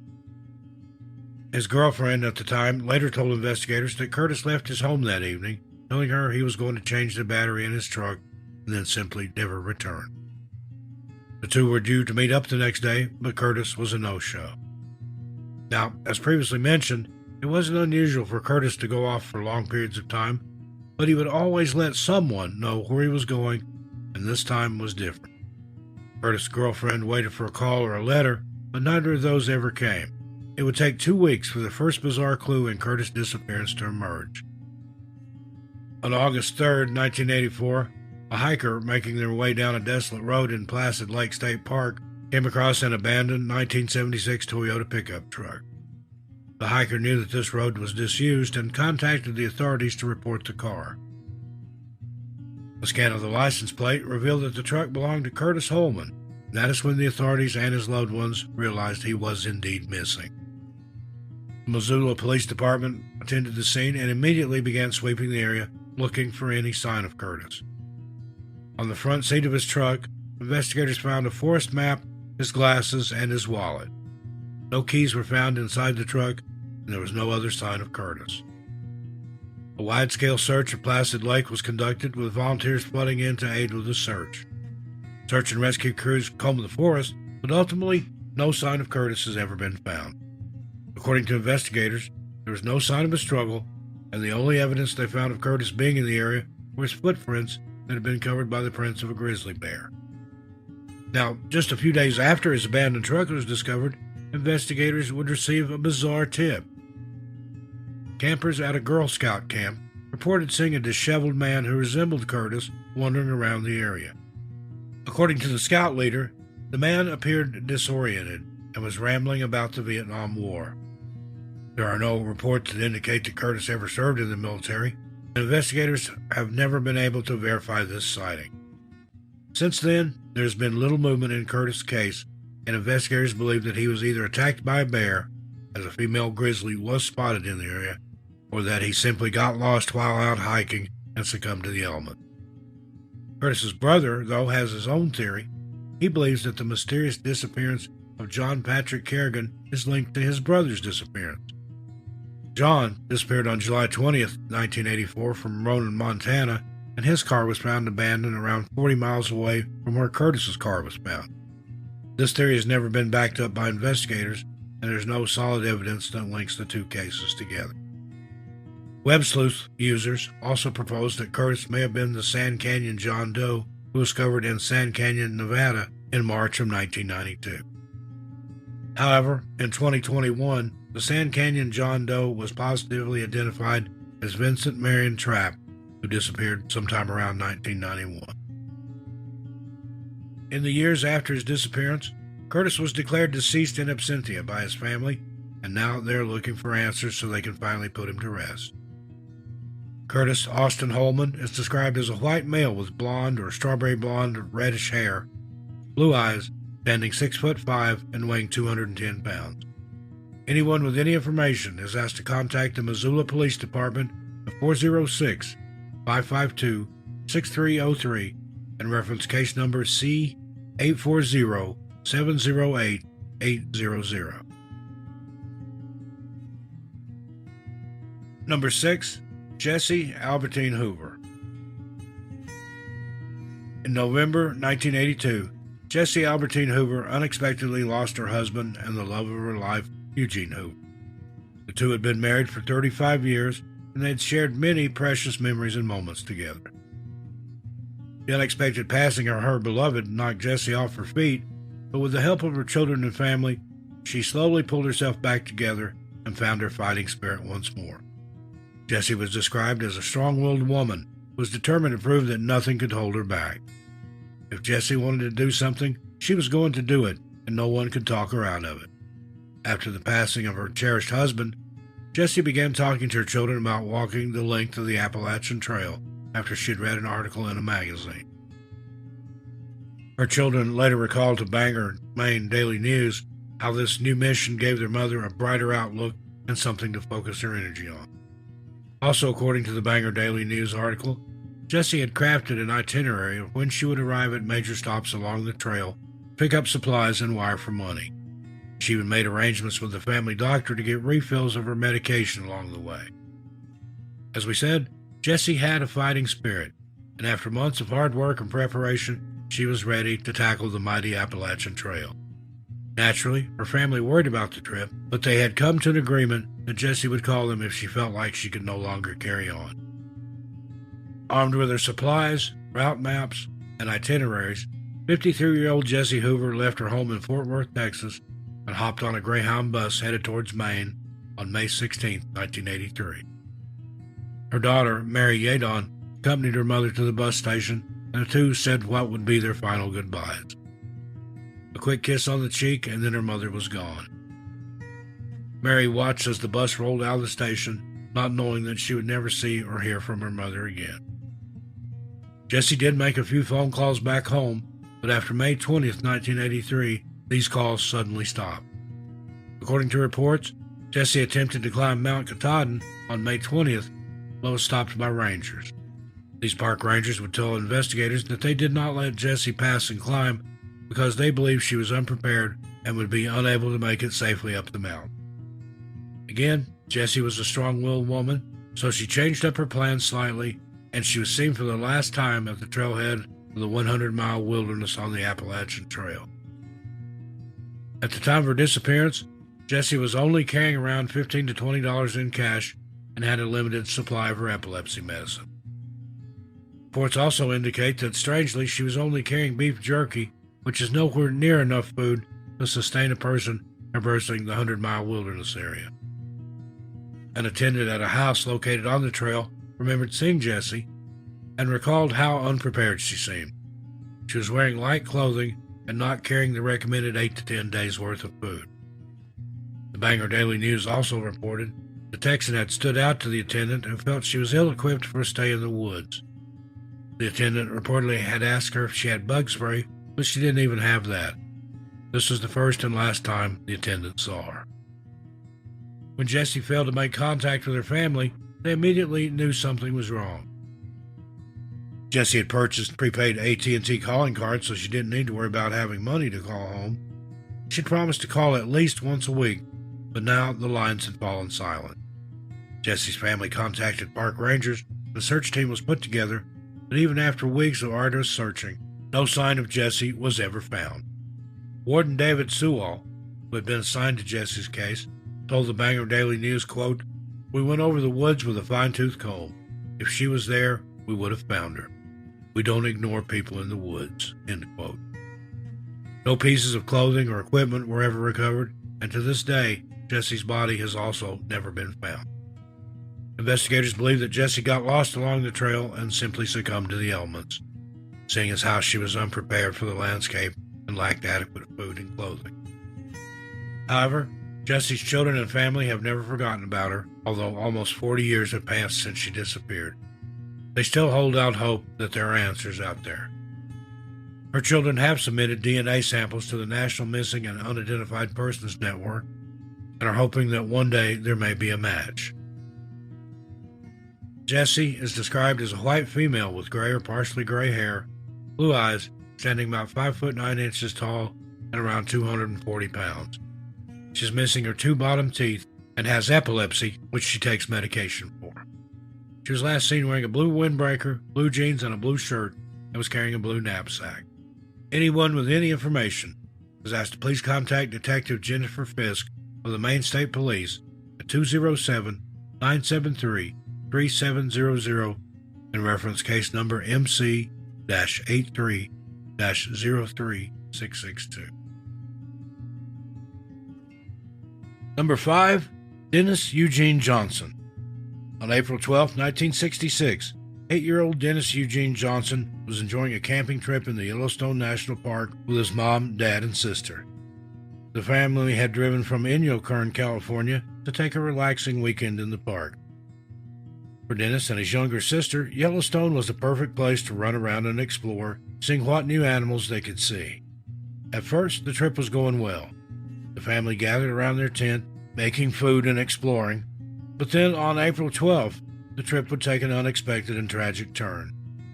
That afternoon, the Johnsons gathered their picnic basket and headed for the Cascade picnic area. The basket was filled to the brim with sandwiches, drinks, and snack cakes, but all Dennis and his younger sister wanted to do was explore. While the family were in the picnic area, Dennis' little sister wandered off out of sight of their parents. Dennis was the first to notice that his little sister had wandered off and immediately let his parents know. The family agreed to split up and search different parts of the picnic area. According to reports, Dennis's father was confident in his son's abilities in the outdoors as they had spent time together out there where he had taught him important lessons in survivalism. With that, the 3 split up, hoping to become 4 again. After a while, 3 people emerged from the bushes and into the picnic area, but Dennis wasn't one of them. The Johnsons had their daughter back, but now their son was missing. Once again, they began their search, this time shouting Dennis's name, but he was nowhere to be found. After searching every possible spot, the Johnsons summoned a park ranger and reported their son missing.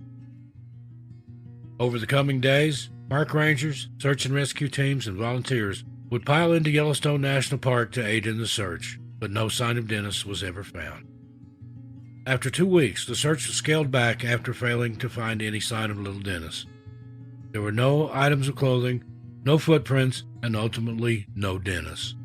The lack of footprints or tracks astounded officers, leading them to believe that Dennis may have wandered onto a nearby road and was picked up by an unknown individual.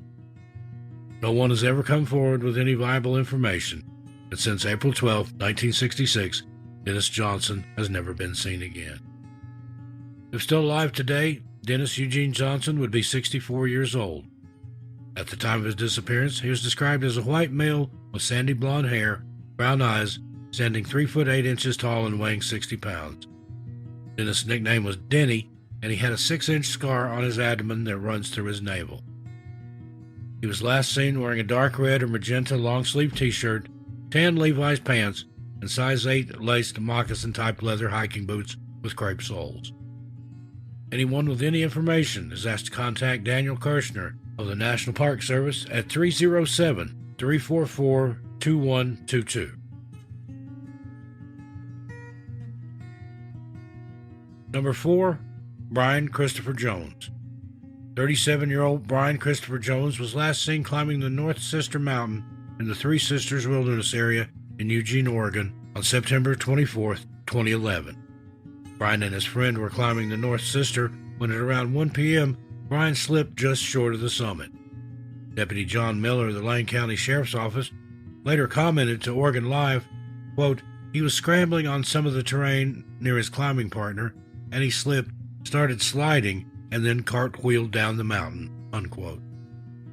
Unfortunately, there was nothing his friend could do, and he was forced to watch on as Brian fell down the mountain. The incident was quickly reported to the Lane County Sheriff's Office, but the harsh conditions on the North Sister made it near impossible for helicopter crews to recover Brian's body. Multiple attempts were made, but it appears that so far, search crews have been unable to recover Brian's remains. The friend who hiked with Brian later told newspapers that he called out to him after he heard him slip, but got no response, which is when he began making his way to the nearest ranger station. As Brian has never been recovered, he is still classified as lost/injured and missing, and his family is desperate to find out what happened. Investigators highly believe that Brian perished, but everyone involved would like resolution to this case.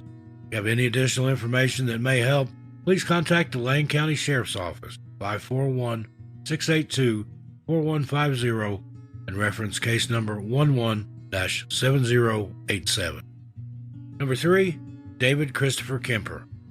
27-year-old David Christopher Kemper was last seen in the Sherman Island area in Sacramento County, California. According to the web, Sherman Island is part of Sacramento's regional parks and offers a wide variety of things to do. David and his friend had chosen to head down to Sherman Island to fish, and the park is home to the Sacramento River and the Mayberry Slough, which gave them the perfect resources.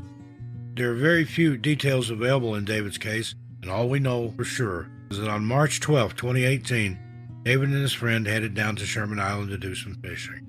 Sometime during their trip, the two friends became separated, and that was the last time David was ever seen or heard from. The story has come under heavy fire from David's family, who have publicly stated that David didn't even have a fishing license or own fishing equipment. When he failed to show up for his job as an electrician, his family knew something was wrong, and they contacted the Concord Police Department and reported him missing.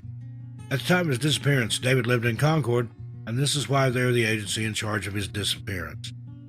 David's friends and family, along with officers, took to the Sherman Island area looking for any signs of David, and just 2 days later, they found their first clue. On March 14, 2018, David's Toyota truck was found abandoned off the 18,400 block of Highway 60. The only items found were David's wool hat and his vest, and nothing else has ever been recovered. Since then, David's case has gone cold, and his family are desperate for justice and answers. David Christopher Kemper is described as a white male with brown hair, brown eyes, standing 6 foot tall, and weighing 160 pounds. He has acne scars on his chest and a range of tattoos.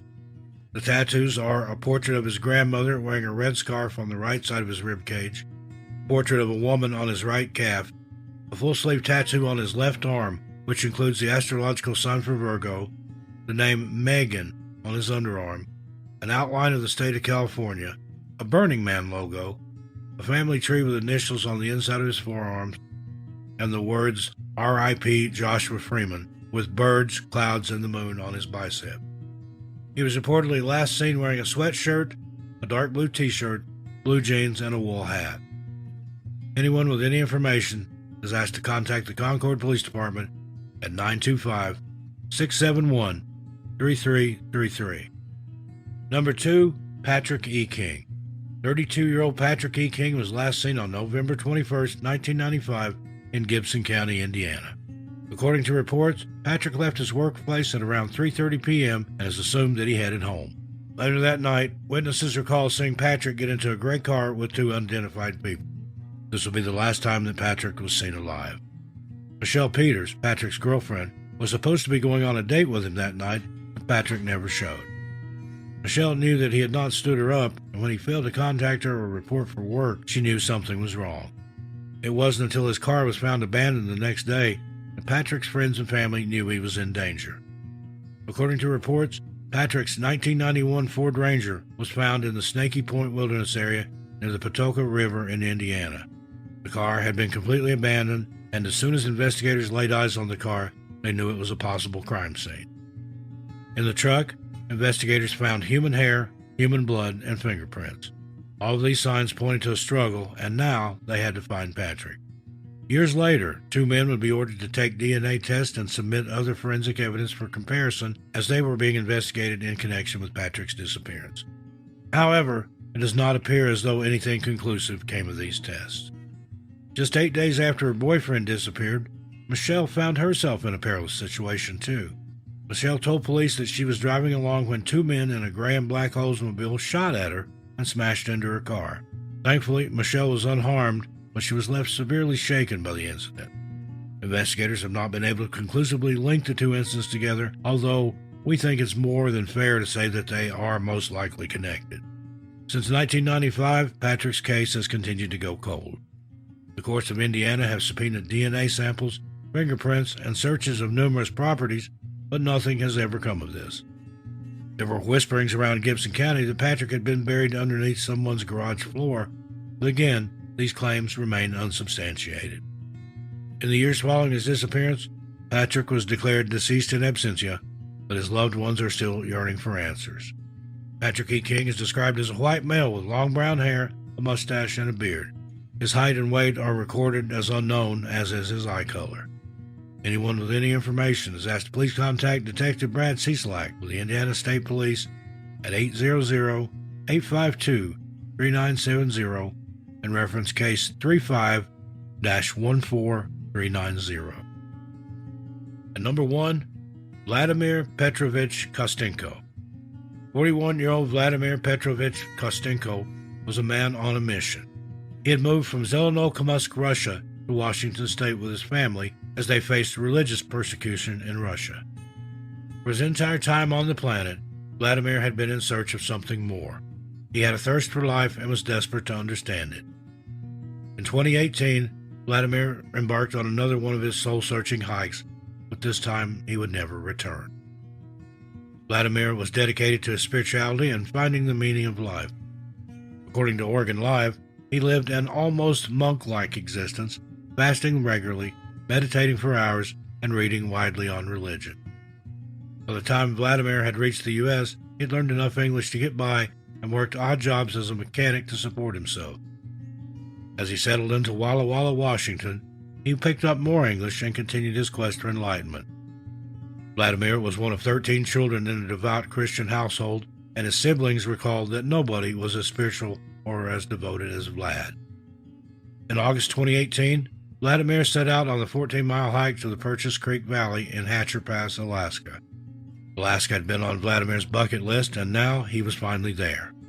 He told his friends and family that he was going to stay in a small cabin along the trail for the next few months. Naturally, Vladimir's family were concerned, but their worries were put to bed when he confirmed that the cabin had already been fully stocked. In August, he said goodbye to his family and headed north to Alaska.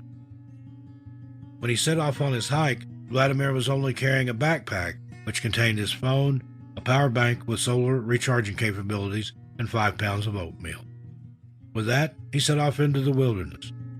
The first part of the trip went well, and Vladimir thrived in his solitude. From August to October, Vladimir would text his friends and family, and some even stopped by the cabin to see him. However, the messages abruptly stopped in October, and by November, Vladimir's friends knew something had gone wrong. Despite the solitude of the trip, Vladimir had kept in contact with his friends throughout, so when the text messages ended, they knew they had to act. Two of his friends had access to a plane, and they decided to fly over the desolate cabin. Here, they saw Vladimir outside of the cabin, waiting to receive the food and gifts. As the plane circled overhead and headed for Washington once more, they caught a glimpse of Vladimir outside the cabin. This would be the last time he would ever be seen or heard from again. In December, his absence was noted once more, and his friends deployed the same strategy they had used the first time around, but it was of no use. This time, there was no sign of Vladimir. His friends decided to disembark and approach the cabin, and as they grew closer, they realized that the door had been nailed shut with a piece of metal over it. Fearing for their friend's life, the men forced themselves inside, only to find that the cabin was completely empty. The only clue left behind was a message written in Russian that read, "Frankincense aroma, do not burn."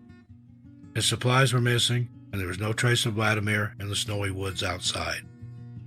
His friends looked far and wide and contacted Alaska State Troopers, who sent land and air crews. Despite an extensive search, no sign of Vladimir has ever been found. Vladimir's family believes that he likely succumbed to the elements while hiking. According to the Charlie Project, Vladimir may have been fasting at the time and had arrived at the cabin with very minimal clothing, which was not suited for the Alaskan winter. His family hopes he is now at peace, but still wants to know what happened to him. Vladimir Petrovich Kostenko is described as a white male with brown hair, green eyes, standing 6'1" tall and weighing 145 pounds. Vladimir speaks limited English, with Russian being his mother tongue. He was last seen wearing a light jacket and black jogging bottoms. Anyone with any information is asked to contact the Alaska State Troopers at 907-269-5511 and reference case number AK-180-90660. Number 10, Matthew Charles Kraft. 24-year-old Matthew Charles Kraft will always be remembered by those who knew him and loved him as a kind and caring young man. In 2019, Matthew was an infantry marine and platoon leader with the 1st Battalion, 7th Marines at Camp Pendleton in California, and he was well liked and respected among his platoon. In February 2019, Matthew took leave from the Marines to complete a 2-week backpacking holiday which would take him along the High Sierra route. According to sources, the route parallels the John Muir Trail, with elevations ranging from 9,000 to 11,500 feet. Matthew had planned to complete the 200-mile hike over 10 days before returning to Bridgeport, California, where he and his group would be deployed to Afghanistan. Unfortunately, Matthew never made it back to base as planned, and the mystery of his disappearance began on February 24, 2019. On that day, Matthew started his 10-day-long journey and had planned to be back by March 4th or 5th.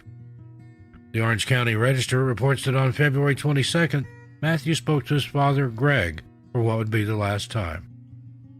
Greg reported that Matthew was in good spirits, and the two went over Matthew's plans, which included his arrival date on March 4th or 5th. When March 5th rolled around, Matthew's parents and his Marine buddies became concerned that they had not heard from him. But the next day, when Matthew had still not made contact with him, everyone knew something was wrong, and the search for him began in earnest. The search for Matthew was a multi-agency approach with the Mono County Sheriff's Office, the Inyo County Sheriff's Office, the Fresno County Sheriff's Office, and the Marine Corps Mountain Warfare Unit all joining the investigation. On March 8, 2019, the gray Jeep Wrangler that Matthew had been renting was discovered near Grays Meadows Campground above Independence, and reports indicate that there was evidence of an avalanche in the area. According to the Orange County Register, the search and rescue effort by Marines from the Mountain Warfare Training Center in Bridgeport and 13 agencies covered an area larger than the state of Rhode Island. Helicopters and ground crews were sent out along the High Sierra route, which runs through parts of the Sequoia and Kings National Parks, along with other wilderness areas. However, no sign of Matthew was found. Heat signals were captured by one of the helicopters. However, this was later discovered to be a hibernating bear. Adverse weather conditions hampered the efforts of search and rescue crews, and heavy snowfall forced the group to suspend their efforts until it was safe to proceed. Despite this huge multi-agency approach, no sign of Matthew has ever been found, and it is believed that he perished while out on the trail. In the wake of his disappearance, the Marine Corps posthumously promoted him to the rank of captain. A memorial service was held for Matthew, with the Marine Corps writing that Matthew Kraft passed away after being overcome by severe winter storms. No sign of Matthew has ever been found, and his family are desperate to find his body and get closure. Anyone with any information is asked to contact the Mono County Coroner at 760-932-7549 and reference case number 19-86. Number 9, Alois Jacob Crost. In 2013, Alois Jacob Crost arrived in the United States to attend a conference, and while he was in the country, he decided to go on a few hikes. Alois worked as a professor at the University of Magdeburg in Germany and was well liked and respected among his colleagues. On August 1, 2013, he headed out to the San Bernardino Mountains in California with a hiking group. The plan was for the group to hike the Pinnacle Trail in the Lake Arrowhead area. However, at around 5:45 p.m., Alois became separated from the group. According to reports, Alois was an experienced hiker. However, at the time of his disappearance, he was not carrying any hiking equipment. He was also proficient in hunting, but without the right equipment, the group knew that he would not survive for long. When his absence was noted, the San Bernardino County Sheriff's Office was notified and began their extensive search for Alois. The San Bernardino County Sheriff's Office, search and rescue groups, and volunteers scoured the San Bernardino Mountains for Alois, but ultimately no sign of him was ever found. Since October 2013, Alois' case has sat cold, and his family and friends in Germany are desperate for answers. Alois is described as a white male with brown hair, blue eyes, around 5 foot 10 inches tall, and 185 pounds. He speaks fluent English and German and was last seen wearing a long-sleeved light blue button-down shirt, dark blue jeans, and lightweight hiking shoes. The Charlie Project notes that his name may be spelled Alois or Alyof. Anyone with any information is asked to contact Detective Scott Theus of the San Bernardino County Sheriff's Office at 909-336-0600 and reference case number 051-301-914. Number 8. Vernon Gail Matthews. In June 2014, 23-year-old Vernon Gail Matthews, who went by Cody, was excited to stay at his family's cabin in the lower Sierra Nevada mountains in California. At the time, Cody was an anthropology student, and he was looking forward to spending the summer living off the land and putting to use the techniques he had learned during his studies.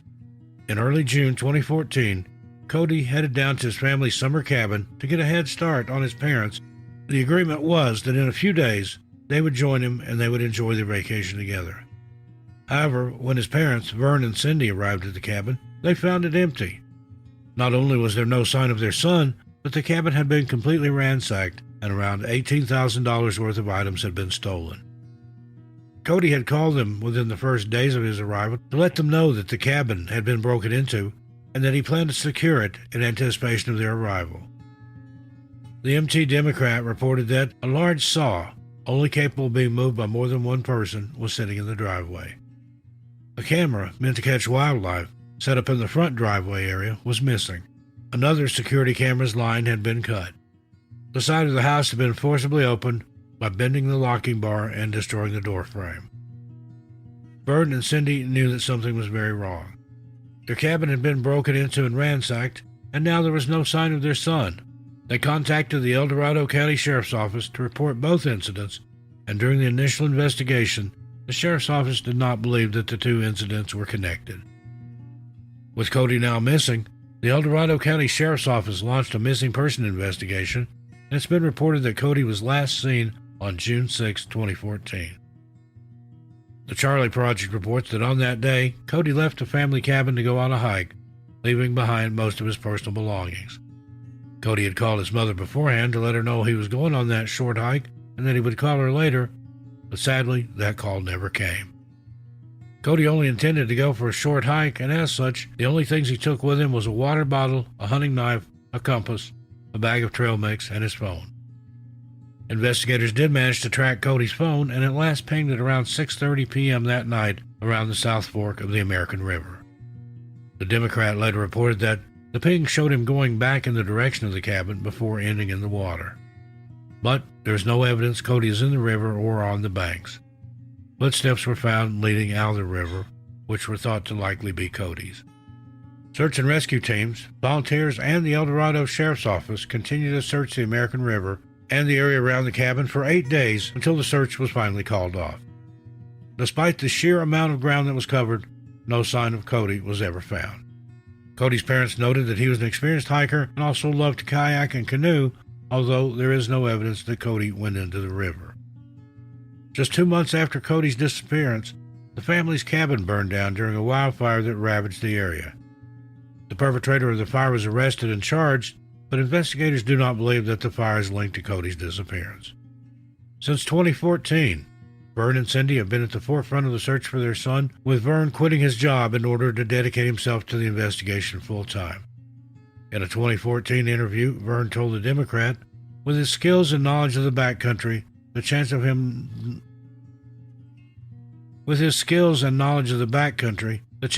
not being able to thrive is slim. Vernon Cody Matthews is still missing, and his family needs your help.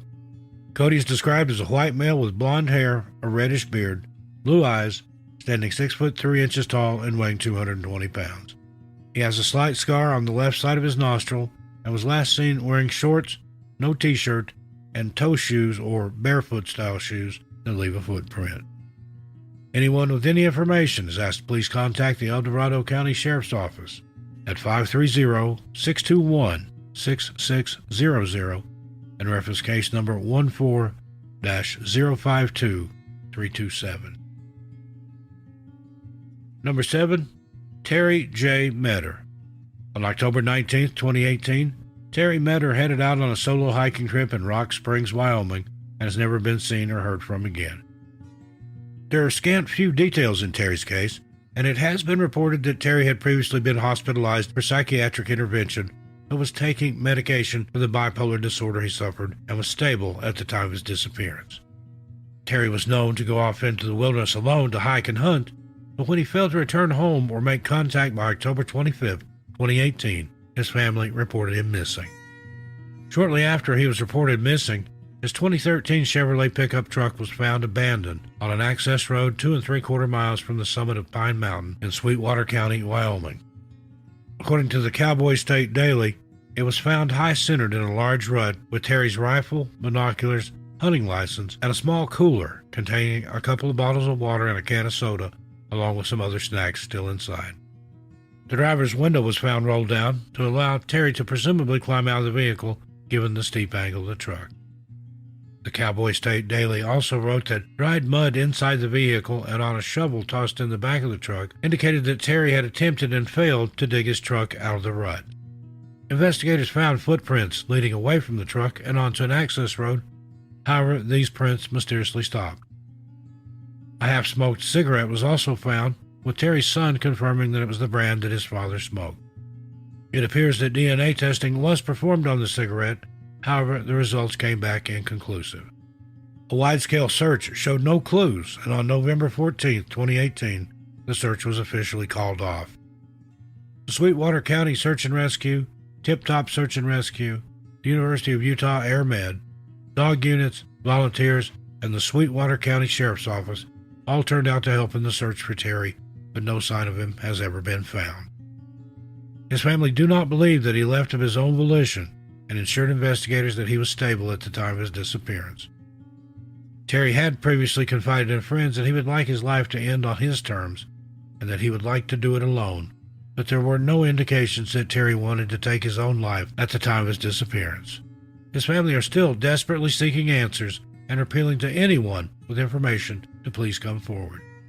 Terry J. Metter is described as a white male with gray hair, blue eyes, standing 5 foot 10 inches tall, and weighing 180 pounds. Terry requires medication for his bipolar disorder, and he's previously been hospitalized as a result of this condition. Terry is known to smoke cigarettes and was last seen wearing an orange jacket. Anyone with any information is asked to please contact Detective Matthew Wharton of the Sweetwater County Sheriff's Office at 307-922-5300 and reference case numbers S18-18538 and R18-32089. Number 6. Ralph Allen Newcomb. On April 17, 1989, Ralph Newcomb kissed his wife goodbye as she headed out the door of their Seattle, Washington home. She had no idea this would be the last time she would ever see or hear from her husband, and when she returned home later that night, he was gone. There are very few details available in Ralph's case, but what we do know is that in 1988, he moved from Kodiak, Alaska to Seattle, Washington to set up his business. In Alaska, Ralph worked as a carpenter and somewhat of a house flipper, and had also attended college in Alaska. After realizing that her husband had disappeared, Ms. Newcomb reported him missing to the King County Sheriff's Office, and on April 18, 1989, Ralph's red and white Ford 300 Series truck, Washington plate A69514, was found abandoned across the road from the Alaska Ferry Terminal in Seattle. Inside the truck were his tools, wallet, and ID. According to the Charlie Project, Ralph had left both his glasses and contact lenses at home, along with an uncashed check. Since April of 1989, Ralph has never made contact with his family or friends, and they are desperate to find out what happened to him. Many believe that Ralph simply walked away and started a new life, and according to the Charlie Project, there are indications that Ralph was in Wyoming and Montana after his disappearance. Ralph also has connections to Missouri, and that is where he grew up, and Illinois as he attended Southern Illinois University. His wife, family, and friends are desperate to hear from him or hear any news as to what happened to him all those years ago. Ralph is described as a white male with brown hair, a full beard, blue eyes. He stands 5'11" tall and weighs 170 pounds. Anyone with any information is asked to contact Detective Jim Allen of the King County Sheriff's Office at 206-296-4155 and reference case number 89-096850. Number 5. Charles Edwin Palmer. In June 1999, the Palmer family were blindsided by tragedy when their 15-year-old son, Michael, mysteriously disappeared after attending a graduation party near Meadow Lake in Wasilla, Alaska. The disappearance of Michael hit the family hard, including his older brother, Charles Chucky Palmer. The family did the best they could to find Michael, but then they had to move on without him. Just 11 years after Michael Palmer disappeared, the Palmer family would find themselves facing a similar scenario when Chucky also disappeared. Since then, the Palmer family have been fighting for justice and answers for their two beloved sons. Chucky was one of 5 children, with his older brother Chris and younger brother Michael, who was also the youngest child. By 2010, Chucky was a father himself to 3 children and was working towards securing a bright future for them. April 10th of 2010, though, would be the day that the lives of the Palmers would be turned upside down yet again. On April 10th, Chucky, Chris, their stepfather, and 2 friends headed out to the Talkeetna Mountains. The group of fellows had planned to ride their snowmobiles through the thick blankets of snow that had fallen and also do some camping and hunting. The boys' trip was the perfect break for Chucky, and he was looking forward to being out in nature once more. The men piled into a cabin near Sheep Creek and began their snowmobiling adventures. Unfortunately, just hours into the trip, the handlebar on Chucky's snowmobile snapped, which forced him to use a different one.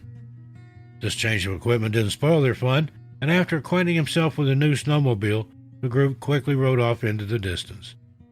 Chucky was seen by the group for the last time at 7:15 p.m. According to those with him that day, he was at the back of the group and took a wrong turn, which separated him from the rest. When they realized that Chucky was missing, it was already too late, and he had driven off along the wrong track on his snowmobile. The group hoped that Chucky would find his way back to the cabin, but as the morning sun rose and there was still no sign of him, they called the Alaska State Troopers and reported him missing. The Palmers now had 2 members of their family who had disappeared into the wilderness. A search was coordinated by the Alaska State Troopers and local search and rescue teams, and shortly after Chucky was reported missing, the Alaska State Troopers found his snowmobile. The vehicle was several miles away from the cabin at Sheep Creek and had been covered with several feet of snow. There was no sign of Chucky and no footprints in the snow, and the fact that there were no tracks or footprints deeply puzzled investigators. So where was Chucky?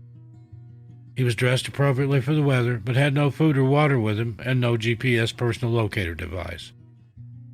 Despite a wide-scale search that was eventually called off due to bad weather, no sign of Chucky has ever been found. With no tracks or footprints to suggest where he may have been headed, his family has since had him declared deceased in absentia. His family are desperate to find out what happened to Chucky and are appealing to anyone with information to please come forward. Charles Chucky Edwin Palmer is described as a white male with brown hair, blue eyes, standing approximately 5'11" tall, and weighing about 150 pounds. He was last seen wearing a black Gore-Tex jacket and vest, black snow pants, black boots, and a black snowboarding helmet. Anyone with any information is asked to please contact Melia Miller of the Alaska State Troopers at 907-269-5511 and reference case number 100029713. Number 4, Timothy Vern Perryman. In late 2002, Timothy Vern Perryman's world fell down around him after he lost his job as a financial analyst. Timothy had obtained his degree in business administration years earlier and had worked incredibly hard to establish his career. By early 2004, however, the shock and depression of losing his job were in full swing. For now, the 53-year-old and the lives of the Perrymans would be further turned upside down on one March day. March 28, 2004, Timothy left his home at around 2 p.m. on the 29,000 block of Garden Oak Court apartment in Agora Hills, California. That day, he and his wife got into an argument, and it's unclear whether Timothy left during the argument or after. His neighbors recalled seeing him walking briskly south along Daylight Drive, and that was the last time he was ever seen. When he failed to return home later that day, his wife reported him missing to the Los Angeles County Sheriff's Department. The concern for Timothy's welfare grew as time went by, with his family and authorities fearing that he may have harmed himself. Reports indicate that he took his driver's license and some photographs when he left the house, leaving behind his Social Security card, automobile, medicine, phone, credit cards, and cash. Timothy's son, Steve, later told the LA Times, he's a very methodical man who thinks things through clearly before doing them. It's pretty scary. Timothy had served as a Boy Scout leader for over 18 years, which meant he was adept at surviving in the great outdoors. He had many hunting, hiking, and survival skills up his sleeve, and his son believes that he likely headed to the Santa Monica Mountains to go for a hike. Timothy enjoyed hiking, and his son theorized that his father went to the mountains to take such a hike to clear his mind. Multiple searches have been conducted, however, but no sign of Timothy has ever been found. His family does not believe that he would abandon them, and his wife confirmed that the argument that day was only minor. Timothy Perryman is still missing, and his family is desperate to find out what happened to him. Timothy was last seen on March 28, 2004 at around 2 p.m., as described as a white male with brown hair, hazel eyes, standing 5 foot 9 inches tall and weighing 185 pounds. Timothy has scars from skin grafts on the side of his nose and behind his left ear, and a red and purple port wine birthmark on the left side of his face from his eyebrow to his upper lip, and he also wears prescription glasses. He depends on medication to manage his conditions, and at the time of his disappearance was suffering from chronic heart, urinary tract, and kidney problems. According to the Charlie Project, his kidneys were infected and he was undergoing tests to see if he was suffering from prostate cancer. Without his medication, Timothy could become seriously ill or even die. He may have also been depressed at the time of his disappearance. Timothy was last seen wearing a blue and white striped long-sleeve polo Oxford dress shirt, blue jeans, white tennis shoes, and a gold Seiko watch. Anyone with any information is asked to contact Detective Tamar Abram of the Los Angeles County Sheriff's Department at 323-890-5500 and reference case 04-018-9022. Number 3, Shannon Joy Shell.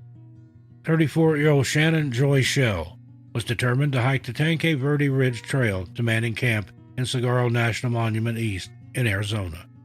She had previously tried to hike this rugged terrain but had failed and had her sights set on finishing what she started. The trail was over 32 miles long and covered some rough and rugged terrain, but Sharon was an experienced hiker and knew that she would be able to push through her limit and make it. On October 12, 1994, Shannon parked her Camaro at the trailhead, grabbed her hiking bag, which contained water bottles, snacks, clothes, cigarettes, lip gloss, and some cough drops, and headed out on her way. At the time of the hike, Shannon was recovering from the flu, and despite the advice of those around her, she decided to push through the pain and discomfort. Unfortunately, Shannon never made it to Manning Camp, and when she failed to return to her parents' home in Tucson, Arizona, she was reported missing to the Pima County Sheriff's Office. The Pima County Sheriff's Office and search and rescue crews headed out into the Saguaro National Monument East in search of Shannon, but they failed to find her. All they found was a fire ring 6 miles from the trailhead and a few footprints. Investigators were never able to confirm whether this fire or footprints belonged to Shannon. This was the only pieces of evidence they found in their search, and after failing to find her, the search was eventually called off. In 2014, Bob Love, chief ranger at Saguaro National Park at the time, spoke to Tucson.com telling them her, Shannon's, intent was to go to Manning Camp, which is a significant hike. It's very steep terrain. The 15 miles of trail to Manning Camp would have been a challenge for even experienced hikers. Shannon wouldn't have been able to do the round trip in one day. Dehydration and exposure are risks even in the cooler months, including October. Hikers can underestimate the amount of water they need and the extra clothing they should carry when the weather is temperate. Since October, Shannon's family have been desperately searching for her, and as of yet, there is no sign of her. Shannon Joy Shell is described as a white female with brown hair, hazel eyes, standing 4 foot 9 inches tall and weighing approximately 85 pounds. Shannon was recovering from the flu at the time of her disappearance and also suffers from bronchitis. Anyone with any information is asked to please contact David Sedlak of the Pima County Sheriff's Office at 520-351-4600 and reference case number 941-013-016. Number 2, Teresa Schmidt. 53-year-old Teresa Schmidt was last seen on September 6, 2002, near the Lost Valley Guest Ranch, which, according to their website, is surrounded by the Rocky Mountains. Teresa was visiting the ranch with her husband, and on September 6, 2002, she decided to go on a day hike while her husband attended a conference. Witnesses recall seeing Teresa at around 3 p.m. that day on a trail that leads to a rocky overlook east of the Guest Ranch. Teresa and her husband had traveled from Avon, Indiana to Jefferson County, Colorado, so that Mr. Schmidt could attend a medical conference. When he returned to the Guest Ranch after the conference, he found no sign of his wife and immediately reported her missing. There is a lack of information in Teresa's case, and it's reported by the Charlie Project that while she was reported missing on the evening of September 6, 2002, the search for her did not commence until 2 a.m. on September 7, 2002.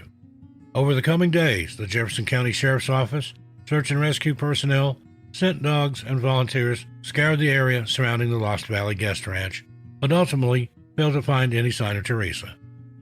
Since September 2002, Teresa's case has been cold, and it's believed she likely got lost while hiking.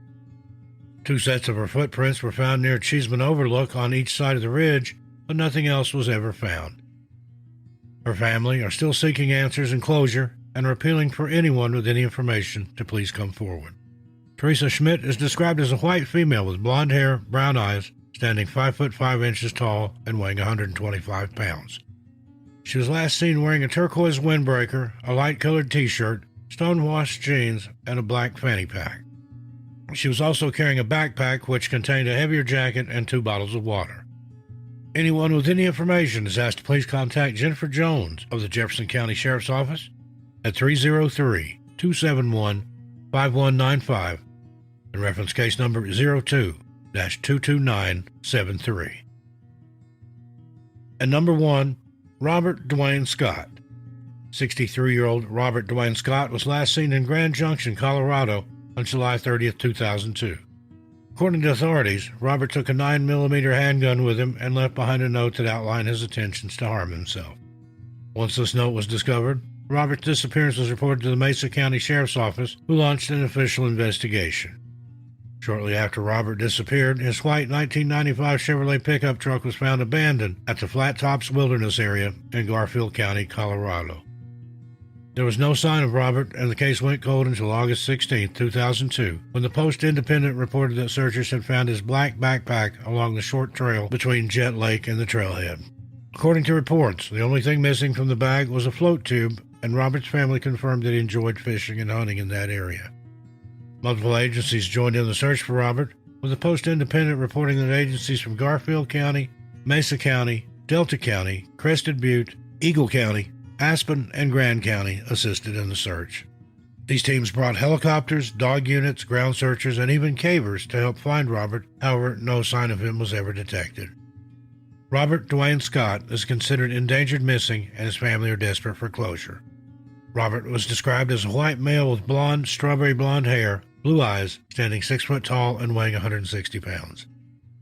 Anyone with any information is asked to contact Danny Norris of the Mesa County Sheriff's Office at 970-244-3500 and reference case 02L6537.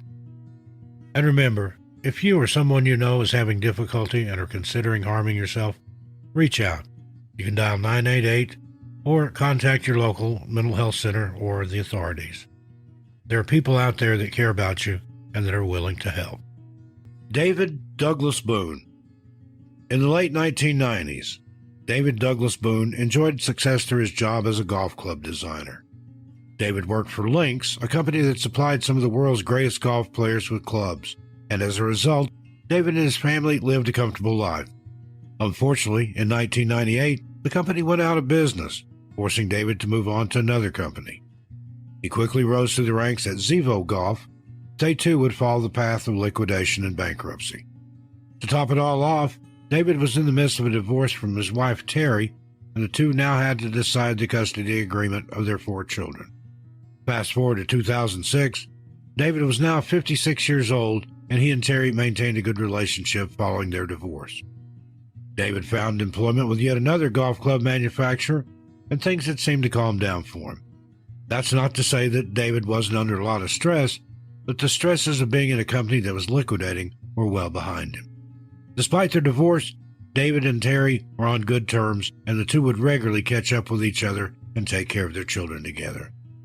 In 2006, David was living in the 26,000 block of Town Center Drive, Lake Forest, California, in an apartment he shared with his youngest son, Davis, who was 17 at the time. On December 5, 2006, David was last seen leaving his home between 2 or 3 p.m., and this will be the last time he was ever seen or heard from again. When his father failed to return home that evening, Davis, David's youngest son, called his mother Terry and his brothers. The family huddled into the apartment that the father and son shared and desperately tried to call him and locate him. David had left behind his credit card, ID, wallet, phone, car, and mountain bike. His family believed that he had likely headed out to the Whiting Ranch Wilderness Park for a hike to clear his head. This was a spot that David knew and loved, so his sons hopped onto their mountain bikes and began riding through the trails looking for their father, but there was no sign of him. On Wednesday, December 6th, David's family contacted the Orange County Sheriff's Department and reported him missing. The OC Sheriff's Department did not begin its search until December 8, 2006. Orange County Sheriff's Department spokesman Jim Amormino told the LA Times, quote, "We initially thought maybe he's under stress and needed to get away.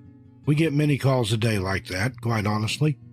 But the more we kept talking to his wife and the kids, we thought, wow, he's had 2 days to come home. Usually in these situations, it's 1, 2, 3 days, and they come back home to make contact." End quote. On December 8, 2006, it was clear that David was in trouble. The Orange County Sheriff's Department finally assembled a team to look for him. Over the next coming days, David's sons, his friends and family, and the OC Sheriff's Department combed the Whiting Ranch Wilderness Park and surrounding areas, but no sign of David was ever found. Officers were deployed on foot and in the air, but these officers failed to locate him. The only trace of David was found by bloodhounds who tracked his scent from his home on Town Center Drive 4 miles into the Whiting Ranch Wilderness Park. Despite extensive efforts, no sign of David has ever been found, and his family are desperate to find out what happened to him.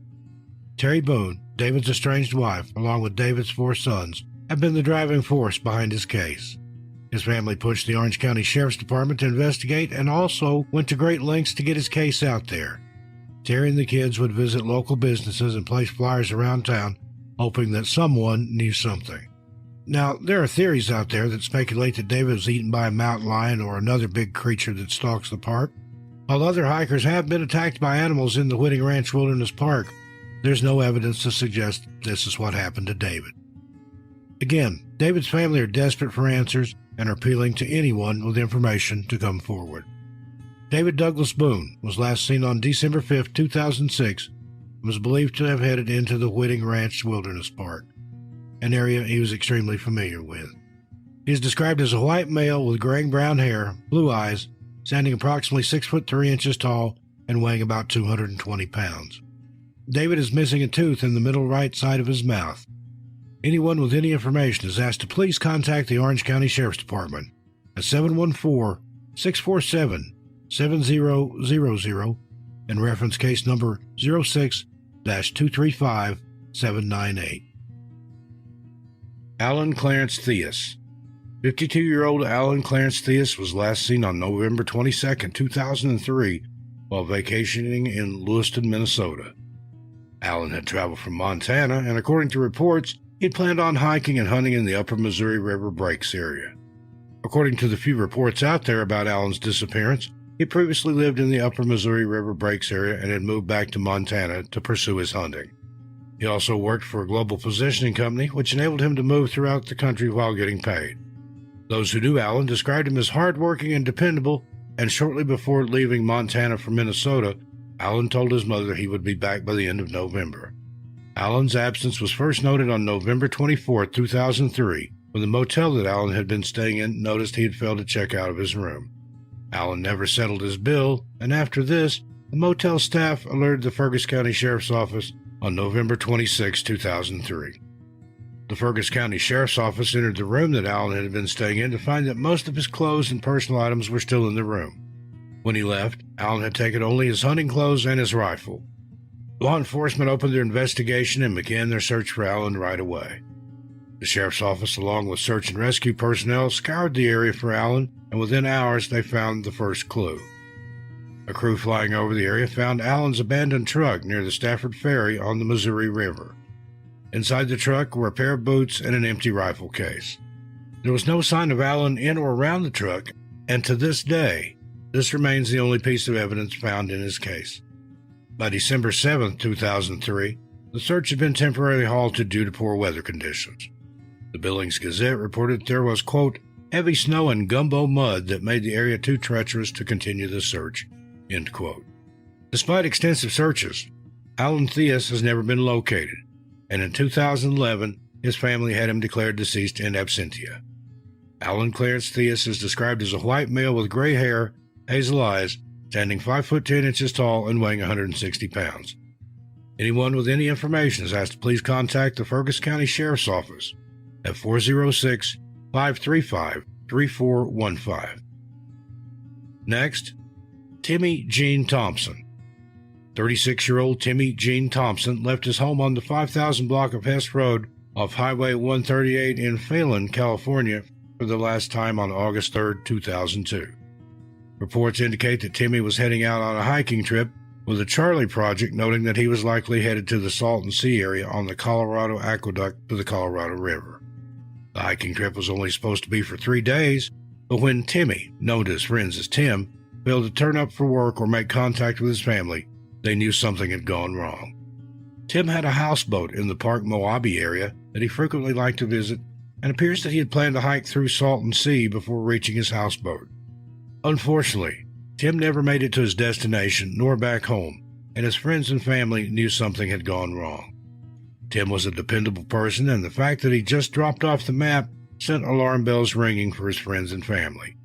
Tim was reported missing when he failed to return home, and it wouldn't be until September 23, 2002, that investigators with the San Bernardino County Sheriff's Office would stumble upon their first clue. On that day, searchers found Tim's light golden brown 1986 Buick Skylark abandoned on a road 4 miles away from Highway 177 on Phelan Pass Road. According to NamUs, investigators found a campsite 3 miles east of the car, and at the campsite was a full beer can, a packet of unopened cigarettes, and Tim's knife. In the days before his disappearance, Tim had quit his job, but he seemed happy within himself.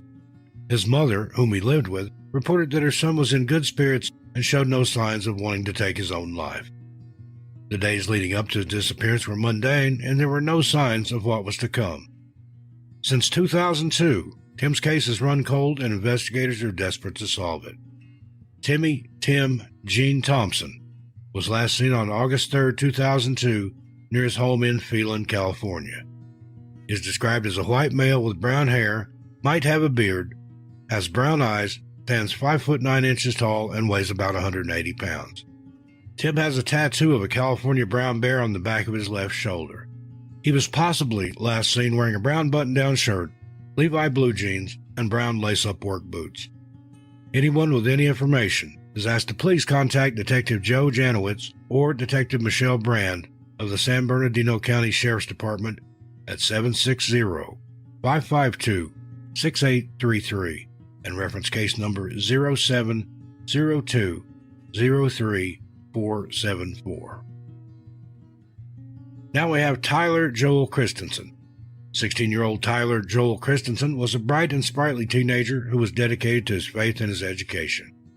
Tyler lived with his parents and 4 sisters in Snohomish County, Washington, and by all accounts, he was a regular teenage boy. When not working hard toward his grades, Tyler would often attend youth meetings at his local church or simply relax with friends. However, the lives of the Christensen family would be turned upside down one tragic day in April of 2016. Tyler was seen for the last time on April 19, 2016, in the 5300 block of Picnic Point Road in Edmonds, Washington. It was around 6:30 p.m., and his parents reported that he had told them he was going for a jog before heading on to the youth meeting at the church, but Tyler never arrived. When the meeting drew to a close and the church's youth returned to their respective homes, Tyler's parents began to worry. He was a dependable young man who would let them know if he'd planned to be out late. Hours had passed since the Christensens had last seen their son, and panic began to set in. So they picked up the phone and contacted the Snohomish County Sheriff's Office. Officers were sent to the Christensen home in Mukilteo, and an investigation was opened immediately. However, officers initially declared that Tyler was a runaway, not a missing person, and stuck by their initial thoughts on the case. Officers were insistent that Tyler had left of his own accord, and a witness sighting days later would only affirm this in their minds. When Tyler's disappearance was publicized, thanks to the efforts of his family, a witness came forward and told investigators that he had picked up a young man who bore a strong resemblance to Tyler. This witness claimed that Tyler had been hitchhiking and was heading towards Shelton and the Olympic National Park area. Investigators also believed that Tyler had taken a ferry from Kingston in order to reach the park. According to this witness, Tyler was happy and upbeat and seemed excited about going hiking in the Olympic National Park. Investigators had never been able to conclusively prove that the person seen hitchhiking that day was in fact Tyler, however. In May 2016, the backpack he was carrying the day he disappeared was found near the High Steel Bridge near Shelton, Washington. Still inside were emergency blankets, clothing, and food. Since this lead, Tyler's case has gone cold, and now the family are fighting to keep his name in the media. His family have a Facebook page dedicated to his case and have put up flyers and posters all around town.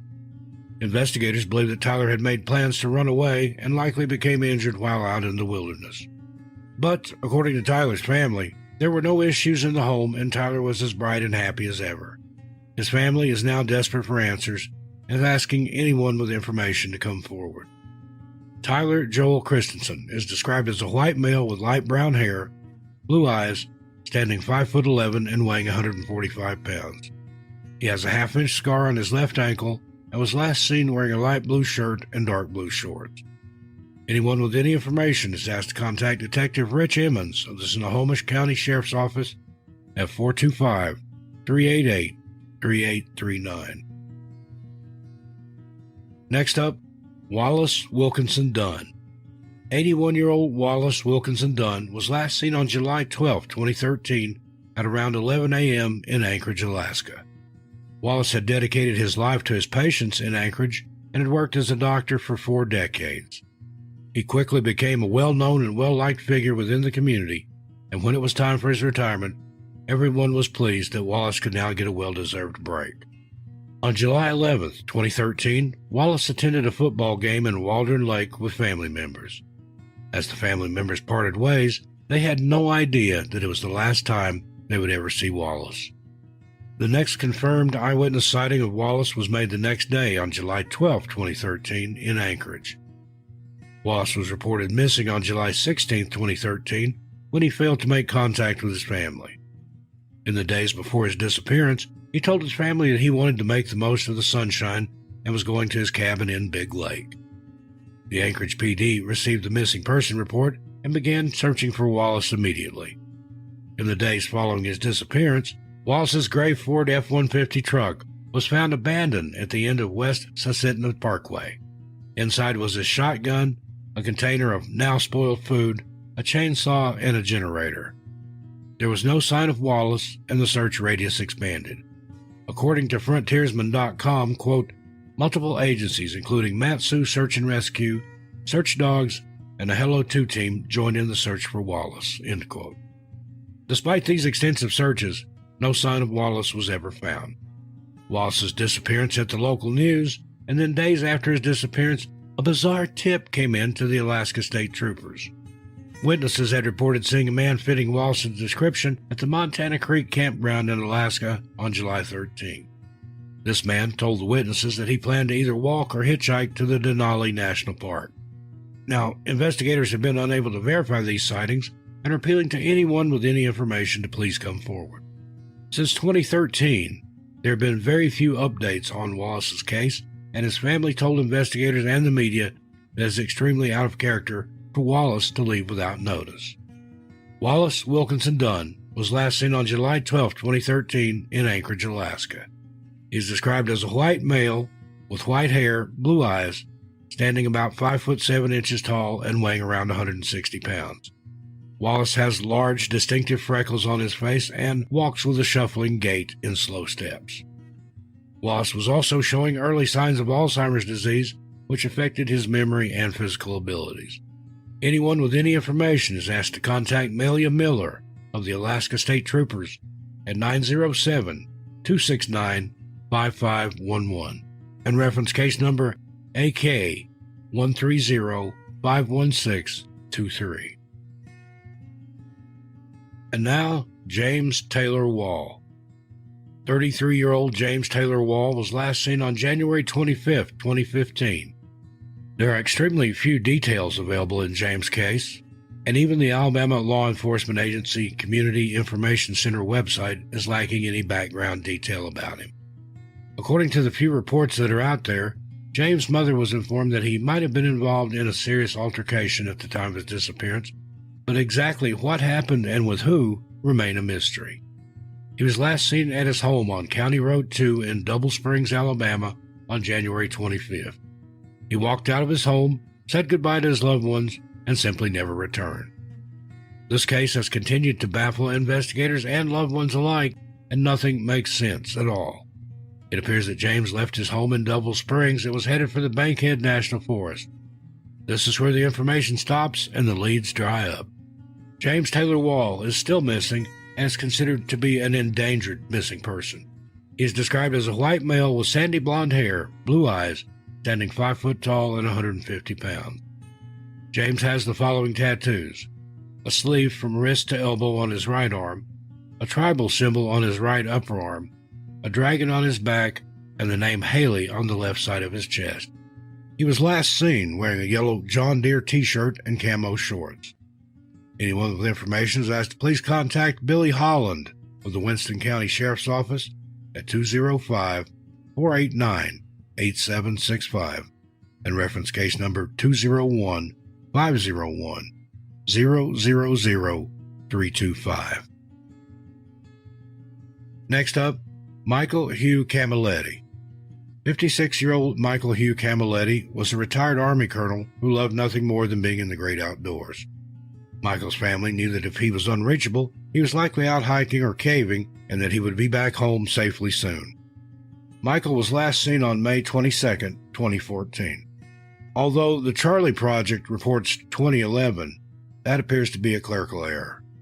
Michael was last seen on May 22, 2014, at his home in Standardsville, Virginia. His family knew that if they couldn't reach him, he was likely out hiking, but as June 2014 came around, his family began to get an uneasy feeling. Michael was prone to leaving for trips without notice, but now almost a month had passed without any contact. His brother reported missing on June 12, 2014, and the Greene County Sheriff's Office began their search shortly after. Investigators have stated that they believe Michael went to the Cranberry Wilderness in the Monongahela National Forest in West Virginia. On June 27, 2014, state troopers came across Michael's car, and after running the license plates, they discovered it belonged to this missing man. When they searched the car, they found a handwritten note from Michael, stating that between May 23, 2014 and May 27, 2014, he planned to hike the North-South Trail. The state troopers, along with the Greene County Sheriff's Office and other various search and rescue teams, began to search for Michael in the Cranberry Wilderness, which spans 47,815 acres. However, the search for Michael proved fruitless, and after searching high and low for him, the search was eventually called off. To this day, no sign of Michael has ever been found, and his family are desperate to find out the truth. Michael Hugh Camilletti is described as a white male with brown hair, blue eyes, standing 5 foot 5 inches tall and weighing 165 pounds. He has a distinctive scar on his chin. Anyone with information is asked to please contact the Greene County Sheriff's Office at 434-985-2222 and reference case number 2011-016317. And now we have Rosemary Teresa Kunst. In 1999, 69-year-old Rosemary Kunst and her husband, Bud, were involved in a serious car accident which took Bud's life. Rosemary miraculously survived, but was left with serious injuries. In the midst of losing her beloved husband and dealing with the recovery from her injuries, Rosemary decided she wanted to try a different approach. She loved being outdoors and enjoyed hiking and being one with nature, so she decided to join the Earth Circle Association in the Marble Mountains Wilderness in the Klamath National Forest in California. The group was led by a Native American elder, Charlie Redhawk, and Rosemary hoped that the backpacking trip and spiritual retreat would help soothe her aching heart and body. On August 17, 2000, Charlie, the Earth Circle Association leader, along with Rosemary, now 70, and 19 other people headed into the Klamath National Forest, bound for an area called Woolly Creek. According to reports, this area is considered to contain some of California's harshest terrain and is not a forgiving trail to Spirit Lake, where the group held their ceremonies and meetings. Despite her injuries, Rosemary carried on with the group, and within hours they completed the 12-mile hike to Spirit Lake. The group set up their tents and cooking equipment and spent the rest of the day engaging in spiritual activities led by Charlie. The next morning, Charlie informed the group that he was headed off on a day hike, and the members grabbed their bags and headed out with him. However, Rosemary decided that she wanted to stay behind, and just hours later, she would mysteriously disappear from Spirit Lake. Soon after Charlie and the group had left for a day hike, Rosemary told Charlie's son that she wanted to go on a smaller hike to the other side of Spirit Lake, but he didn't want to join her, so she went alone. Rosemary walked away from the campground carrying nothing more than a sandwich, some trail mix, and her journal. Unfortunately, this was the last time that Rosemary would ever be seen or heard from again. The trail which Rosemary would have taken was on a hillside with a 70-degree angle and very difficult terrain. When Rosemary failed to return hours later, the group began their own search for her. When this search was unsuccessful, they contacted the Siskiyou County Sheriff's Department and reported Rosemary missing. The Siskiyou County Sheriff's Department was assisted by the National Guard and search and rescue crews, but they failed to find any sign of her. A helicopter with a thermal imaging camera, scent dogs, and officers on horseback were also deployed, but they, too, failed to find Rosemary. The only clue that she left behind was a tuft of her hair, which was found in some heavy brush just south of Spirit Lake. It does not appear that these strands were DNA tested, and since then, Rosemary's case has gone cold. Rosemary's children and remaining family are desperate for answers and believe that the answers lie somewhere around Spirit Lake. Rosemary Kunst is described as a white female with gray hair, hazel eyes. She stands 5'3" and weighs 122 pounds. She has numerous surgical scars and was last seen wearing a blue fleece shirt, hiking boots, and a blue baseball cap. Anyone with any information is urged to please contact the Siskiyou County Sheriff's Department at 530-842-8300 and reference case number 010-01259. Next, Douglas John Legg.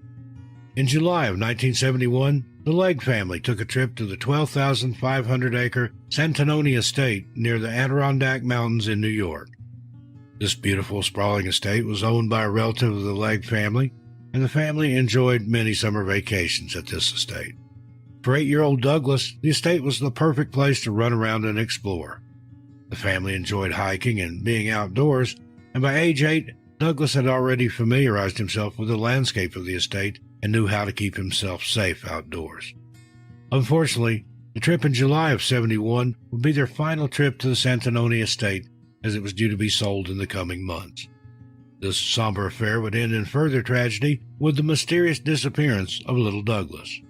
On July 10, 1971, Douglas and his uncle went on a final day hike into the Adirondack wilderness.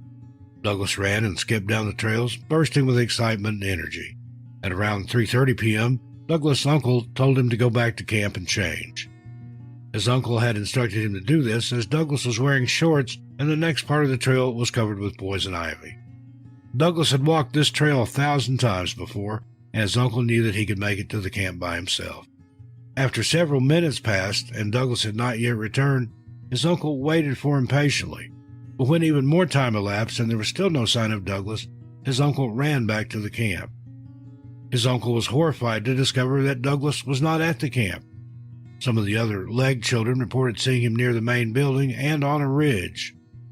The family at the camp called out Douglas' name, but there was no response.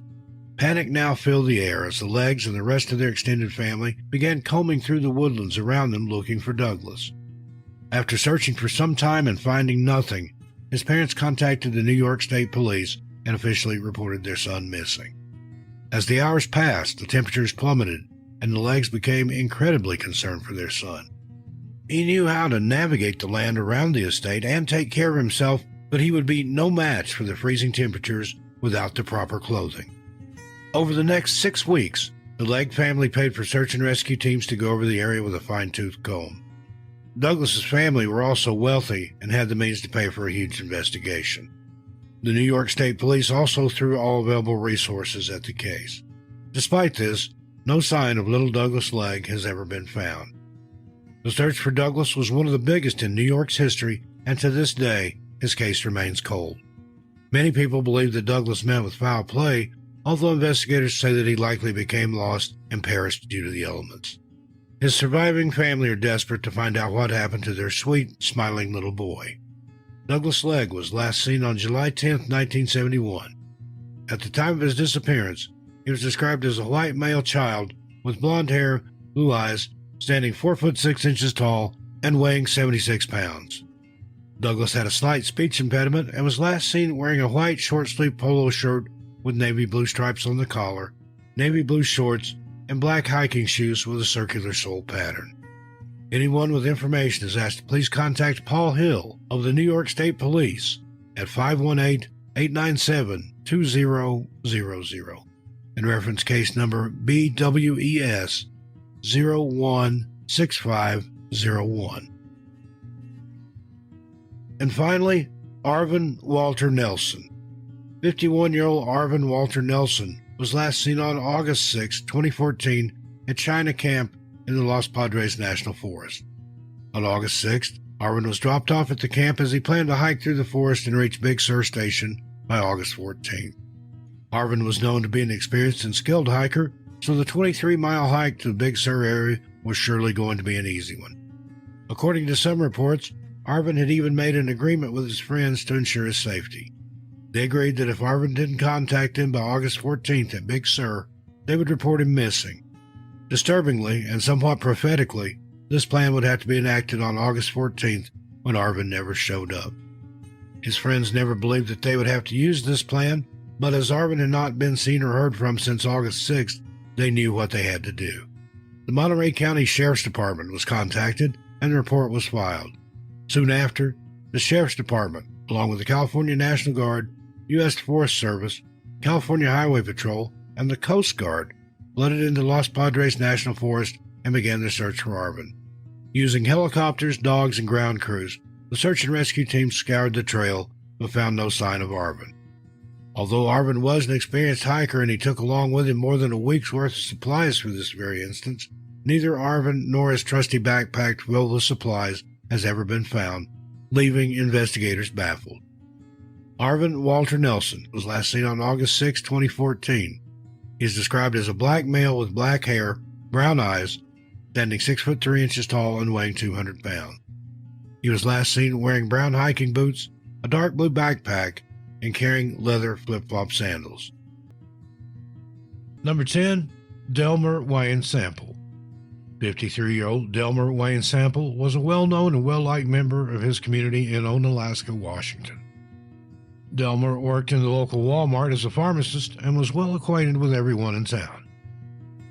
According to those who knew him, he was in good shape and loved to spend time outdoors, and it wasn't unusual for him to spend long weekends in the wilderness. Delmer sometimes changed his plans at the last minute, but he always made sure to stay in touch with family and co-workers, and it was highly unusual for him not to show up to work. So when he went missing, his family knew that something was wrong. Over the weekend of March 4th, 2005, Delmer planned to spend a nice, relaxing, long weekend in the woods. Witnesses confirmed that they saw Delmer at a gas station along Interstate 5 and Harrison in Centralia, Washington at around 11 a.m. on March 4th. It's believed that Delmer hopped back into his car and continued his journey toward Tillamook, Oregon. 3 days had passed without a word from Delmer, and when he failed to show up for work, his employer reported him missing. According to a press release from the Chronicle, at around 1:15 p.m., the Lewis County Sheriff's Office was notified of an employee who did not report to work at the Chehalis Walmart. That same article details how in the 15 years that he had worked at Walmart, Delmer had never taken an unexcused absence. After receiving this report, the Lewis County Sheriff's Office opened their investigation and began their search for Delmer. Delmer's friends were interviewed extensively, and this is where the police would obtain their first clue. Delmer told his friends that over the weekend of March 4, 2005, he planned to travel to Tillamook, Oregon to visit the Tillamook Cheese Factory. Tillamook is around 158 miles from Onalaska and would have taken almost 3 hours to drive there.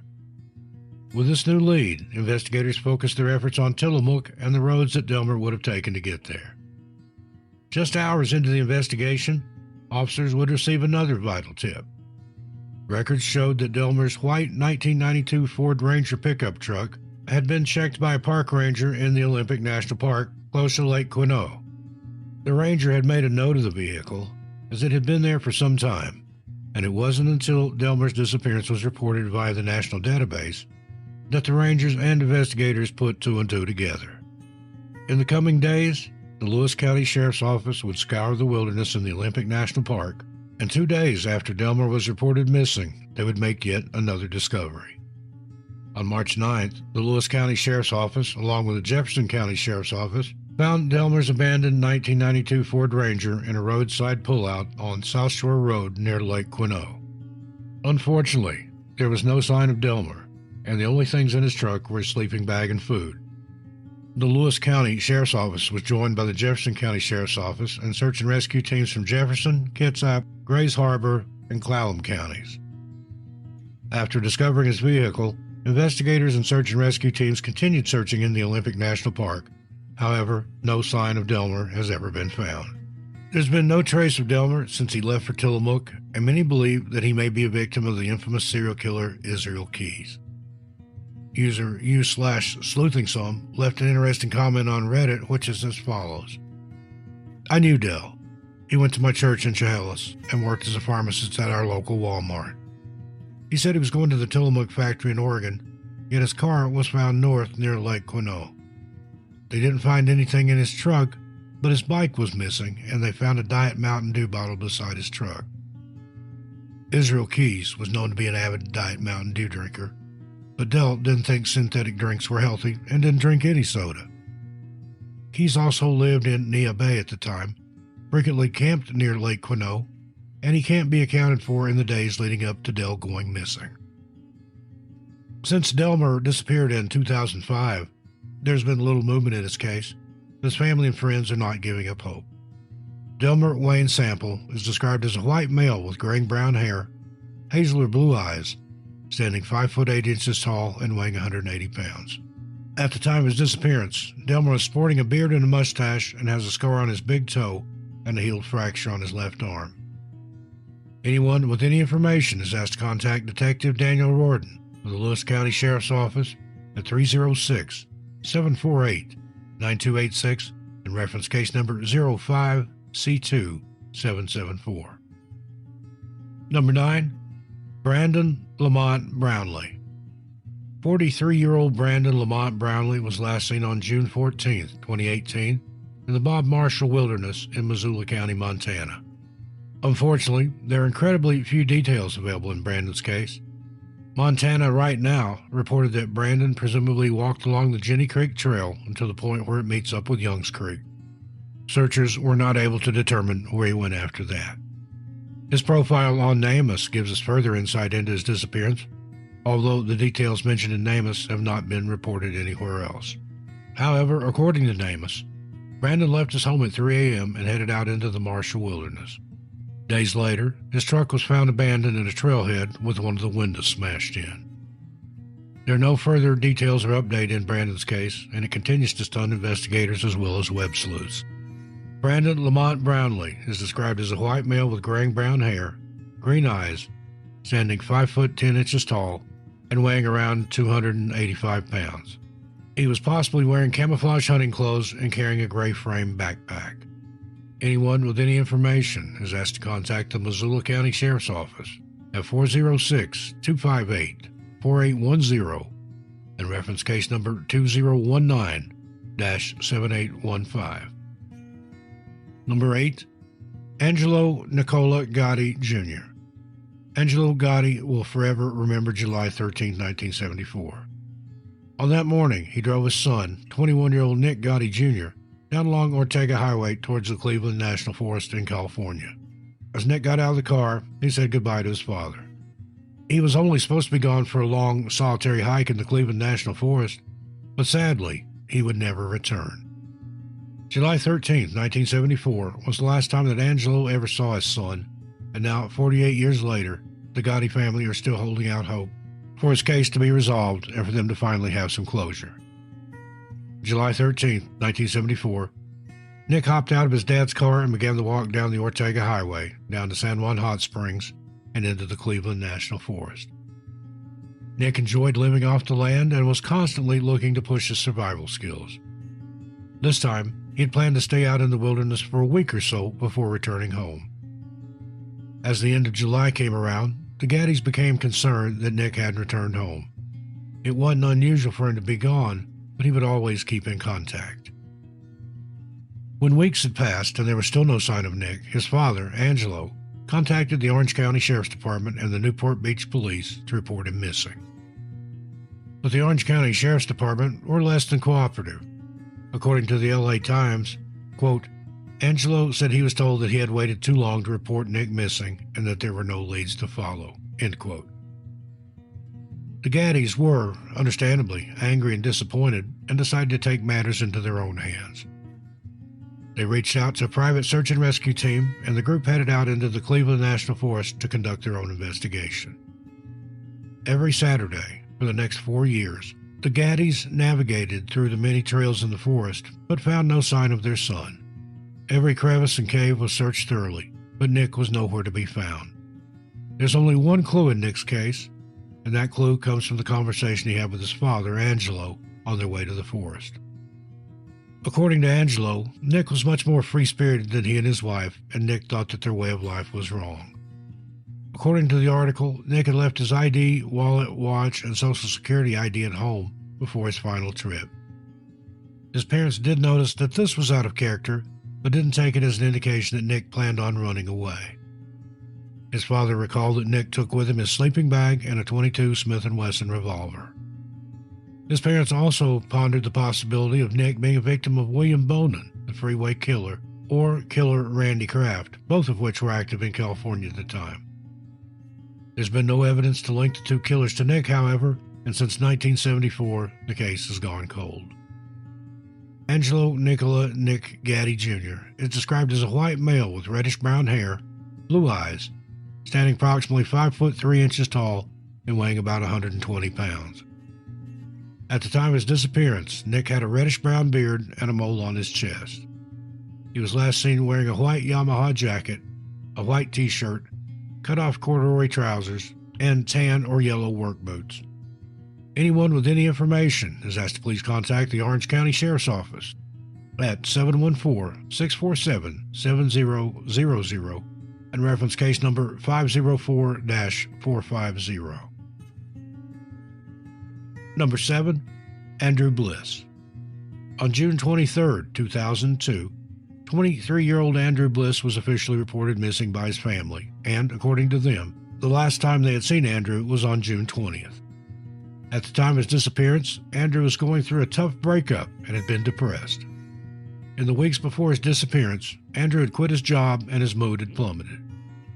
After June 20th, 2002, Andrew failed to make contact with family and friends, and due to his depression and altered state of mind, they sprung into action and tried to find him. But they found no sign of him. Fearing the worst, his family contacted the authorities, and hours after the report was filed, officers in Pulaski County, New York received a call from the Sawyer County Sheriff's Office in Wisconsin. 3 days earlier, on June 20th, 2002, the Sawyer County Sheriff's Office had received a call about an abandoned 2001 gray Chevrolet Impala on Federal Forest Road 162 in the Chequamegon National Forest. The officers had run the plates and discovered that it belonged to Andrew Bliss. So what was his car doing all the way out in Wisconsin? According to officers, when they arrived at the scene on June 20th, there was no sign of Andrew, and the reports noted that the keys were still in the ignition, the doors were unlocked, and there was no gas in the gas tank. Naturally, officers in Sawyer County wanted to reunite the car with its owner, but their preliminary searches showed no sign of him. It was until June 23, 2002, when the nationwide missing person report pinged through their system, did they realize the significance of their discovery. The Sawyer County Sheriff's Office immediately contacted the Pulaski County Sheriff's Office, and the investigation continued between the two branches in different states. Andrew's friends and family were informed of the news and were shocked to hear that he had ended up over 940 miles away in Wisconsin. It was unlike Andrew to take off without warning, and he had not told anyone that he planned to visit Wisconsin or the Chequamegon National Forest. After discovering Andrew's abandoned car and realizing that he was missing, the Sawyer County Sheriff's Office, along with the Sawyer County Fire Association, United Search and Rescue, the Civil Air Patrol, the Sawyer County Search and Rescue Team, along with many other agencies, began their search for Andrew. Crews searched via land and air, and scent dogs were also brought in, but ultimately no sign of Andrew was found. Nearby cabins and popular camping spots were checked, but Andrew wasn't there. The search for Andrew would continue well into November 2002, but despite the efforts of investigators and volunteers, no sign of Andrew has been found to date. There was a glimmer of hope in Andrew's case in September 2002 when a leg bone was located in the Chequamegon National Forest. The Sawyer County Record would later report photographs of the bone were examined by an anthropologist, who said the bone is not human and most likely is an old chewed-on bear tibia, which resembles a human tibia. Since then, there have been few updates in Andrew's case, and his family is hoping that one day someone will come forward. Andrew Bliss was last seen on June 20, 2003, on Federal Forest Road 162 in the Chequamegon National Forest. He is described as a white male with brown hair, brown eyes, standing 6'3" and weighing 180 pounds. His left ear is pierced and he wears glasses. Anyone with any information is asked to contact the New York State Police at 315-668-2496 and reference case number 229948, or contact the Sawyer County Sheriff's Office at 715-634-4858 and reference their case number 03-062009.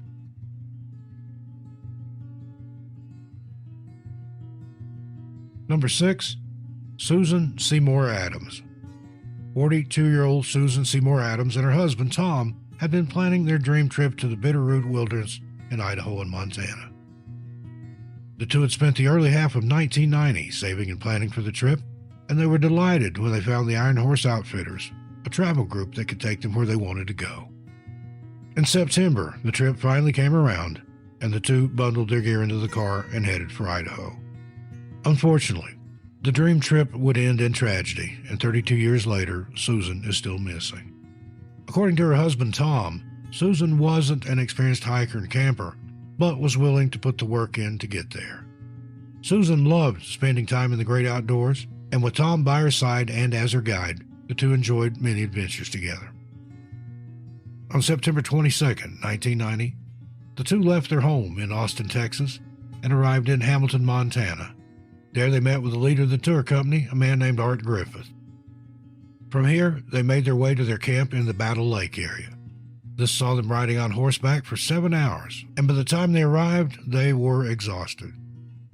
After setting up their camp and getting to know the others on the trip, the Adams headed to bed. When morning broke, Susan and Tom were excited to get into the activities that had been arranged for them, and over the next few days, they hiked and hunted in the Battle Lake area. The two agreed that this was the perfect trip. They were spending time together in the outdoors and were visiting some of the most beautiful places in the U.S. The next week was jam-packed with activities, but it would be September 29th, 1990, that would forever be burned into Tom's mind. On that day, September 29th, Tom left the base camp with a guide to go on an overnight hike. Susan had decided to stay at the base camp with another guide. Tom kissed his wife goodbye and told her that he would be back soon. Unfortunately, when Tom returned to the camp the next day, his wife had vanished without a trace. Susan was seen for the last time on September 30th, 1990, when she left the base camp in the Battle Lake area. The chef of the tour group remembers Susan telling them that she was headed off on a short solo hike to do some bird watching. The chef watched as Susan walked into the wilderness, never to be seen again. When Tom returned that afternoon, he immediately noted his wife's absence. He was told that she had gone for a short hike, but as darkness fell, he began to worry. Tom and the other members of the group set out looking for Susan, and as they followed the trail she took, they found a bizarre clue. Susan's footprints were visible down the trail, and Tom hurriedly followed them. But just before the meadow where Susan was headed, the footprints abruptly stopped. There was no indication that Susan had ever made it to the meadow, and no one has ever been able to figure out why the footprints suddenly stopped. Tom and the tour group continued to search for Susan, but as the hours dragged on, it became clear that they needed help. The Idaho County Sheriff's Office was called and notified of Susan's disappearance, and by the next morning, the Sheriff's Office and search and rescue teams had arrived at the Battle Lake campground, ready to locate Susan. Despite exhaustive efforts on foot, horseback, and via air, no sign of Susan has ever been found. The Sheriff's Office believes that she was likely injured or became lost during her solo hike. At the time of her disappearance, Susan had not taken any food with her and was also said to have not been carrying warm clothing or vital supplies. The authorities searched for weeks. However, the search was eventually called off. Since then, Susan's family have held out hope that one day her remains will be located and that they will finally learn the truth. Susan's obituary gives us further insight into how Susan was in life. It reads, "Susan left an enduring legacy of caring and a commitment to making the world a better place. While a resident of Washington, D.C., she worked for the rights of the disabled. In Dallas, she led the fight for tax equity and the rights of the elderly and the poor. As a City of Austin industrial waste inspector and subsequently an assistant district director for the Texas Water Commission, she worked to ensure that environmental regulations were enforced fairly and firmly. Susan's outstanding professionalism was reflected in several awards, including being named in 1989 as one of Texas' 2 best hazardous and solid waste program managers and field inspectors. Susan's breadth of spirit, the dedication she brought to every task, her great curiosity about all things great and small, and her love of life and nature live on in the hearts and mind of all those she touched and left behind." Susan Adams was last seen on September 30th, 1990 in the Bitterroot Wilderness in Idaho and Montana. She is described as a white female with brown hair, green eyes, standing 5 foot 6 inches tall and weighing 140 pounds. She was last seen wearing camouflage clothing and was carrying a camera and binoculars. She did not have any food, survival gear, or warm clothing with her when she disappeared. Anyone with any information is asked to please contact Lieutenant Jerry Johnson of the Idaho County Sheriff's Office at 208-983-1100 and reference case number 90274-005. Number 5, William Mark Adair. 46-year-old William Mark Adair was last seen getting into a 17-foot single-engine sailfish boat in Key West, Florida on August 31, 2008. Earlier that day, witnesses recalled seeing William arrive in Bonita Springs and noticed him setting up his boat throughout the day. There are very few sources available in William's case, with the main two being the Charlie Project and his online obituary at Find a Grave. The Charlie Project reports that at around 2:30 p.m., William sent what would be his final text. This text was made to a family friend with William, telling the friend that he was headed back to shore. Unfortunately, William never made it, and when he failed to return home, he was reported missing to the Lee County Sheriff's Office. During their investigation, the Lee County Sheriff's Office found William's trailer and truck abandoned at the marina in the Pennicamp Coral Reef State Park. The Charlie Project reports that on August 31, 2008, Hurricane Ike swept through the area, and the marina where William's trailer and truck were had been evacuated. 2 weeks later, investigators found their second vital clue, William's boat. According to officers, the boat was in good condition, but there was no sign of William. The boat had been found more than 60 miles away from where he had set off, and investigators believe that the bad weather and hurricane had caused the boat to capsize. Since then, there's been no sign of William, and his family is desperate to find out what happened to him. Investigators have stated that William most likely drowned, but his case is listed as unsolved. Anyone with any information is asked to please contact the Lee County Sheriff's Office at 1-800-780-8477. Number 4, Travis M. Butler. 37-year-old Travis M. Butler made the 1,898-mile drive from Ohio to Tucson, Arizona in August 2017. On August 1st, he checked into a hotel close to the Grand Canyon National Park, and we feel it's safe to assume that he had planned on hiking through the park. As the days passed, hotel staff noticed that Travis had failed to check out of his room. They went to his room and got no answer, so they tried to call his phone, but again, there was no answer. As they had failed to locate Travis, employees contacted the Grand Canyon National Park Service to report him missing. Following this call, the National Park Service, the Coconino County Sheriff's Office, and search and rescue teams began their search for Travis. All searchers were able to find was the blue 2017 Nissan Maxima that Travis had been renting for the trip. His car was found within the Grand Canyon National Park, but there was no sign of Travis. There are few details available in Travis's case, and the investigation into his disappearance is still ongoing. Travis M. Butler is described as a white male with brown hair, green eyes, standing 5'7" tall and weighing about 150 pounds. Anyone with information is asked to please contact Nate Snyder of the Grand Canyon National Park Service at 928-638-7888 and reference case number NP 1719664, or contact the Coconino County Sheriff's Office at 1-800-338-7888. Number 3, Nathan Isaac Campbell. 40-year-old Nathan Isaac Campbell had a mission. It wasn't to advance in his career or buy the sports car that he'd been dreaming of, but to find the mysterious Black Pyramid in Alaska. The Black Pyramid is rumored to be 4 times the size of those in Egypt, and those who believe in its existence also state that the pyramid is a hub for U.S. government activity. The theories range from a secret military base to a base of operations for some other secret experiments. Some believe that the U.S. government or some secret organization is using the pyramid to transmit high frequencies to control world events. People have been searching for this base for many years, and there have been a few discoveries that may give credence to the pyramid.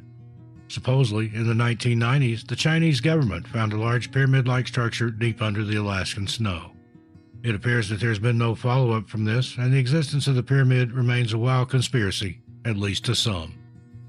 To others, though, the idea of the Black Pyramid is very real, and Nathan Isaac Campbell is one of those people. Nathan had spent much of his life digging into conspiracy theories, but it would be this theory that would ultimately see him disappear.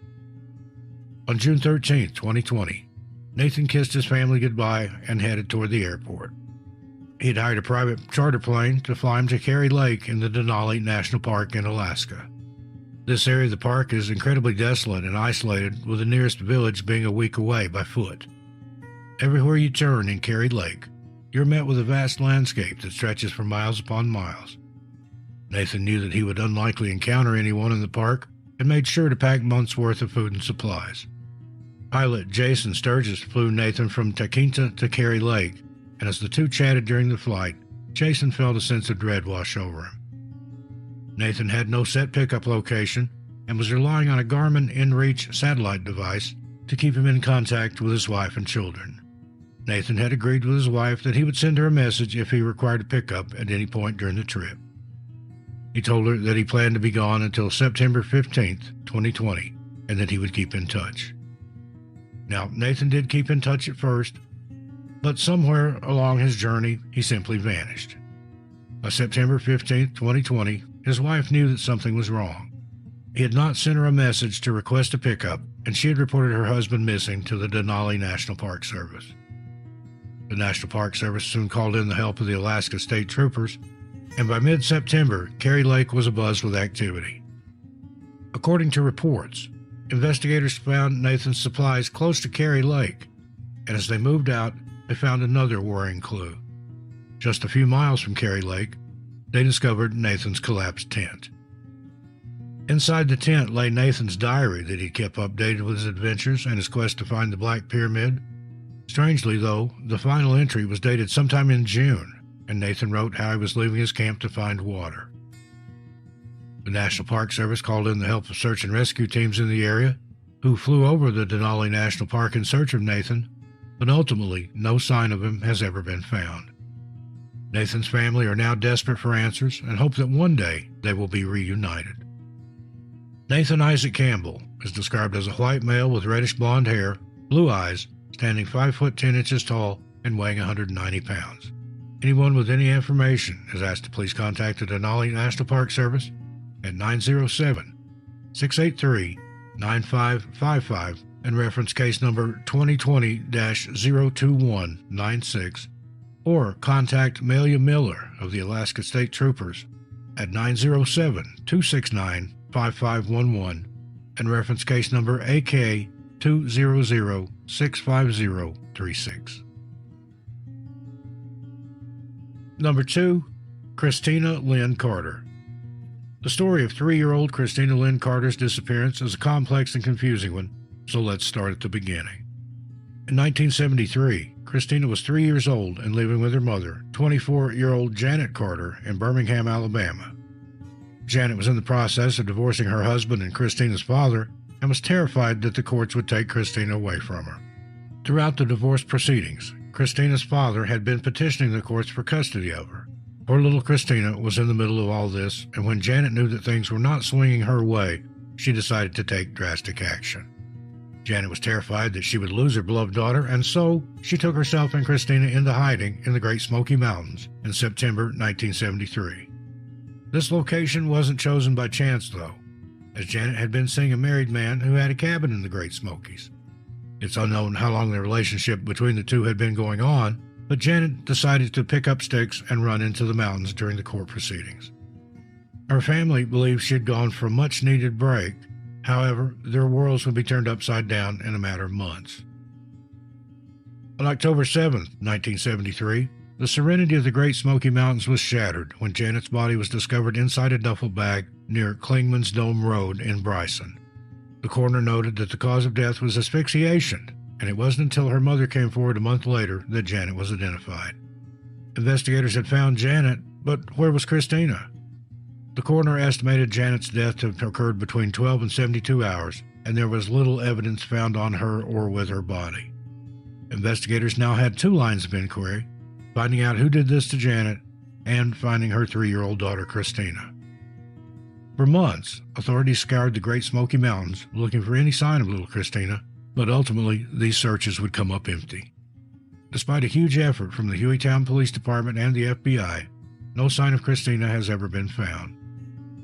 Janet's family hopes that Christina is still alive and well, and there are some theories out there that postulate that Janet simply gave Christina away in order to skirt the upcoming custody hearings.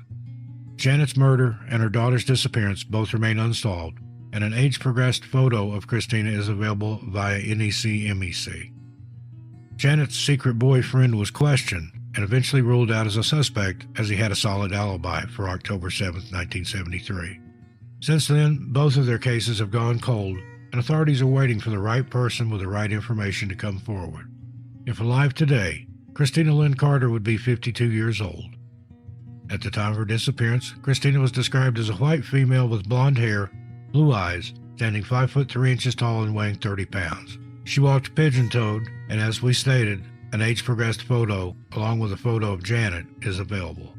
Anyone with any information is asked to contact the Hueytown Police Department at 205-491-3587, reference case number 08030498, or contact the FBI's Charlotte Field Office at 704-672-6100.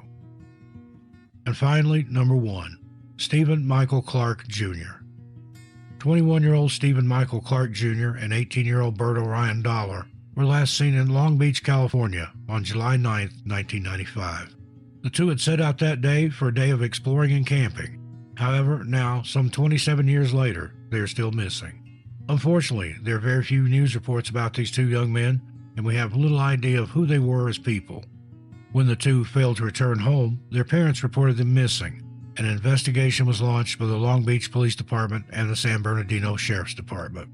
Police officers spoke to the parents and friends of Stephen and Bert and learned that the two had planned to head into the Yosemite National Park on the south side.